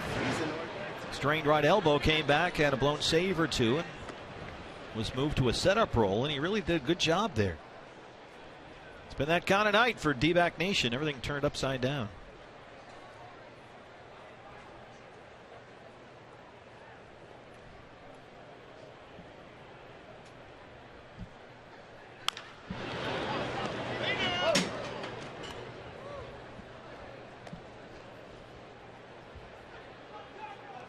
Raises an interesting question for next year, Bob, considering you got to think the bullpen is going to be wide open. What do you do with J.J. Putz? Because he's coming back, and he's coming back for a significant salary, and he's proven he can be a good setup guy, doesn't necessarily need to be a closer. Up and in on Van Slyke. Not too comfortable there. It's too bad that didn't happen back in the first inning of this ball game. Maybe not above the shoulders like that, but just something to make these Dodger hitters uncomfortable. So many of them are what I call dive hitters. They dive out toward the plate. They're very susceptible to pitches on the inside corner. But if you just try to work them away, they will beat your brains in. 2-2.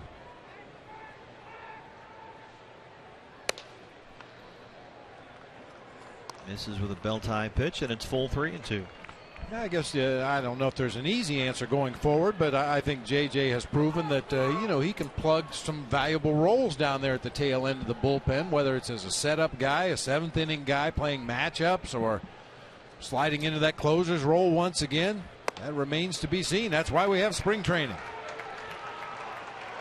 Well, we'll certainly have options as he loses Van Slyke with a 1-out walk. JJ only 11 saves from 200.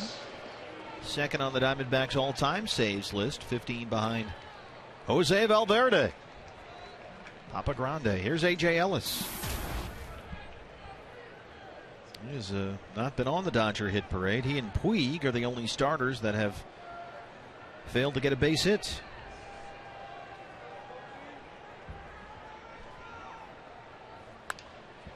First pitch swinging. Pennington, Chavez. Chavez looking for it. Foul ground, 2 outs. And Nick Punto will hit. Came into the game as defensive replacement earlier. Shortstop, Nick Punto.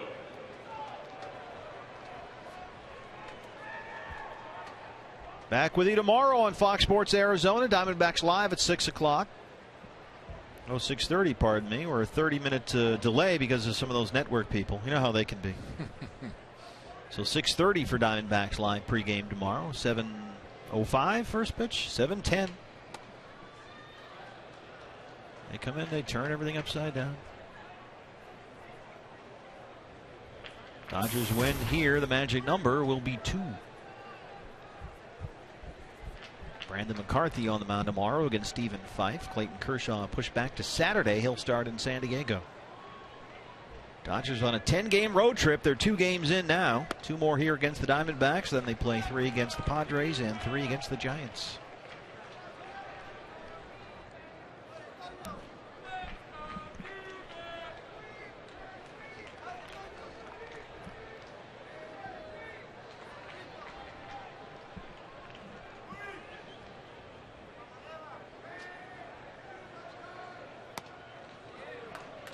National League Central race just stays interesting. It refuses to go away.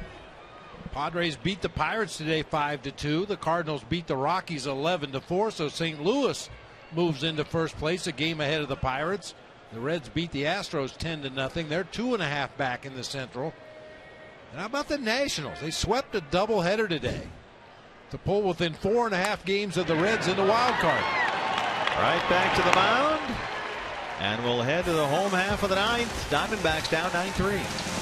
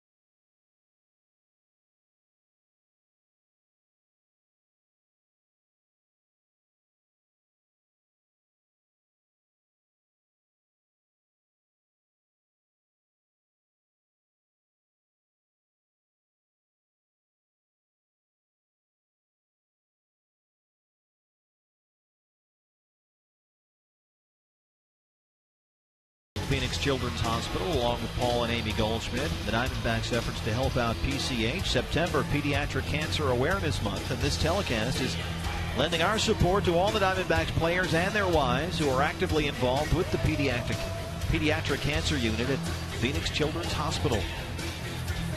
And what we're doing is asking you for $44, a $44 donation. We will give you one-of-a-kind item, 2,500 Paul Goldschmidt limited edition prints. This is a one-time only offer. These will not be sold anywhere, and the offer ends at the end of the post-game show after tonight's game. You will get this limited edition print. Each one is individually numbered, and 2 tickets, 2 lower-level tickets to a Diamondbacks game. In addition, 15 fans chosen at random will win Goldie autographed items like a Goldie bobblehead, a baseball, a jersey, and 1 fan will win a meet and greet with Paul Goldschmidt. That package comes with 4 best-in-the-house seats. Kenley Jansen on to work the ninth for the Dodgers. And Tuffy Gozawish will hit in the pitcher's spot here. Gozawish, Owings, Pollock at the bottom of the order here. Bottom 9 down, 9-3. And we're running out of prints, which is a great thing because we're raising money for PCH. So if you're on hold, please bear with us. It's only, we're told, about a 5-minute wait. And for $44, you will get your one-of-a-kind, limited edition Paul Goldschmidt print and 2 lower-level tickets to a Diamondbacks game.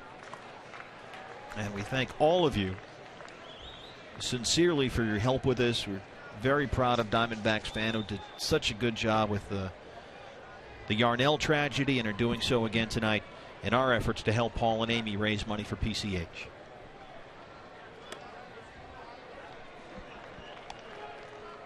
So time is running out. We'll keep it going through the post-game show, but once that ends, the offer ends. So if you've been waiting till the end of the game, the time is now 6:02-462-3899.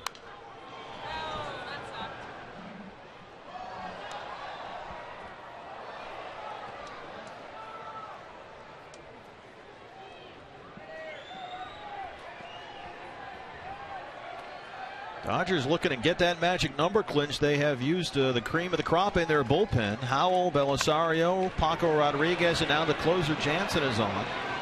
And Tuffy pops it up. Punto has it, 1 away.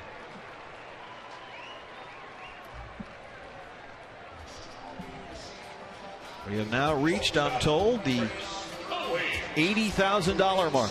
So Diamondback fans, you have helped us raise $80,000 tonight for Phoenix Children's Hospital, and we sincerely thank each and every one of you. And again, time is running out, so if you haven't done so, please call now because the offer ends shortly, right after the post-game show here on Fox Sports Arizona.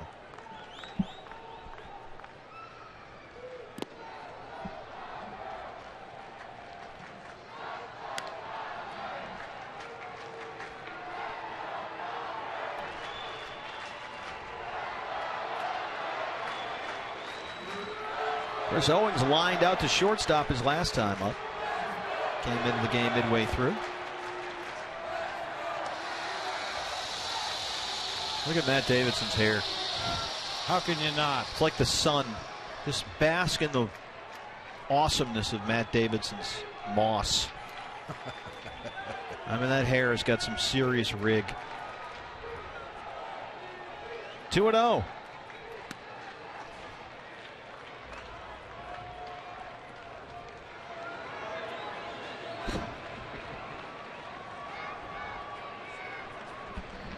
I've been told by some of Matt's best friends that he doesn't do anything to it. He wakes up in the morning, puts a hat on, go to the ballpark.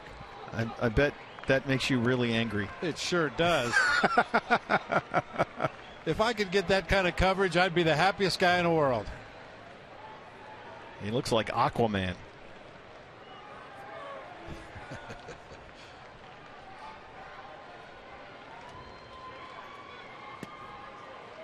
Chris Owings works a 1-out walk. Brings up A.J. Pollock. It's almost a shame he has to wear a hat.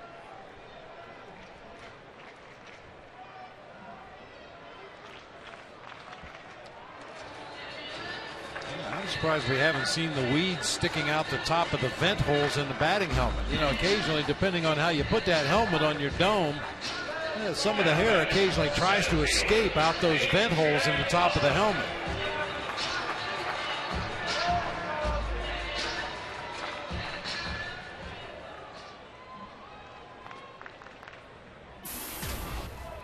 A.J. Pollock.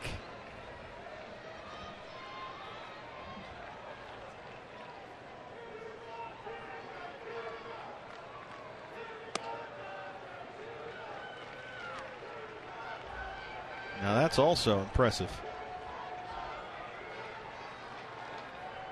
Yeah, when it starts going thin on top, you just grow more in other areas. Chris Owings takes off. He'll get second base.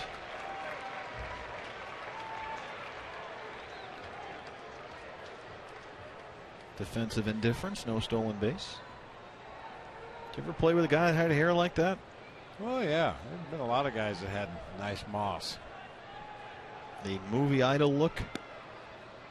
Maybe Actually, not, that's kind of the Billy Idol look. Yeah, maybe not quite to that level. I mean, that exceeds anything I've ever seen growing out of somebody's head.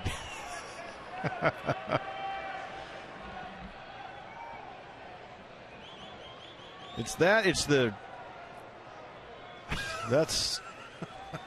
thank Sid Vicious for coming out tonight. It's the blondness of it too. It's like a hair explosion. Like Robert Redford, Alan Ladd, Jerry Lee Lewis kind of a thing.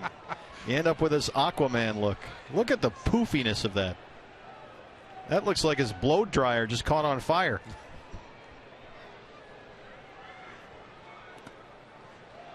Boy, I'll tell you, this is about as shaky as we have seen Kenley Jansen this season. Ever since they inserted him into that closer's role in place of Brandon League.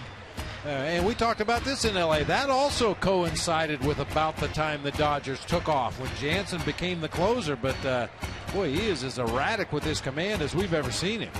Brandon League still gets booed off the mound at Dodger Stadium. They're still ticked off about that.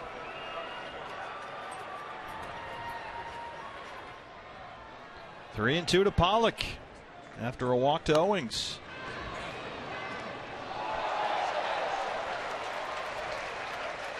Nice play by a fan down there. There's Brandon League. He's now in a setup role. He still gets ground balls with that nasty split he's got.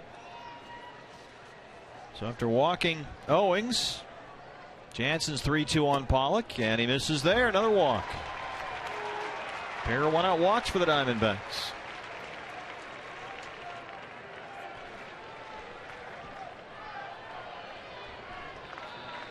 Some of the lighting could be reflecting off Matt's hair and catching him on the mound. Cunningcut's going to talk it over.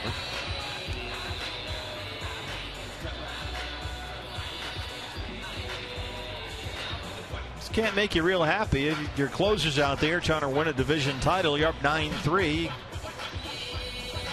Diamondbacks Live comes up right after the ball game. This is one of those inexplicable things in the game of baseball, and everybody's heard it before. You bring your closer into a non-closing situation, and they're just never as effective as they are if it was a one-run ball game.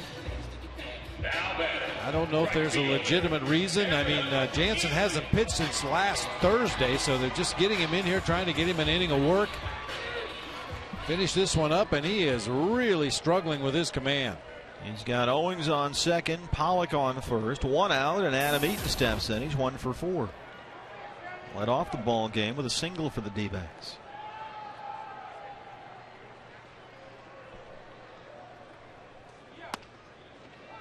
Oh, 0-1.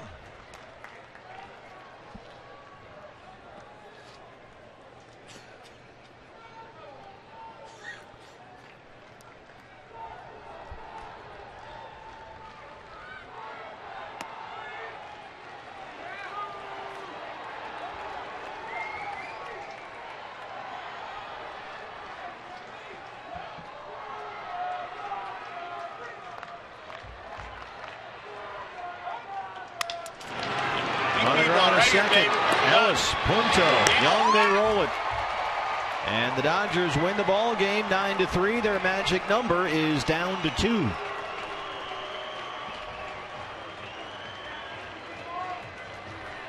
They out-hit the Diamondbacks 12-8. Patrick Corbin turns in the shortest outing of his career as a Major League starter.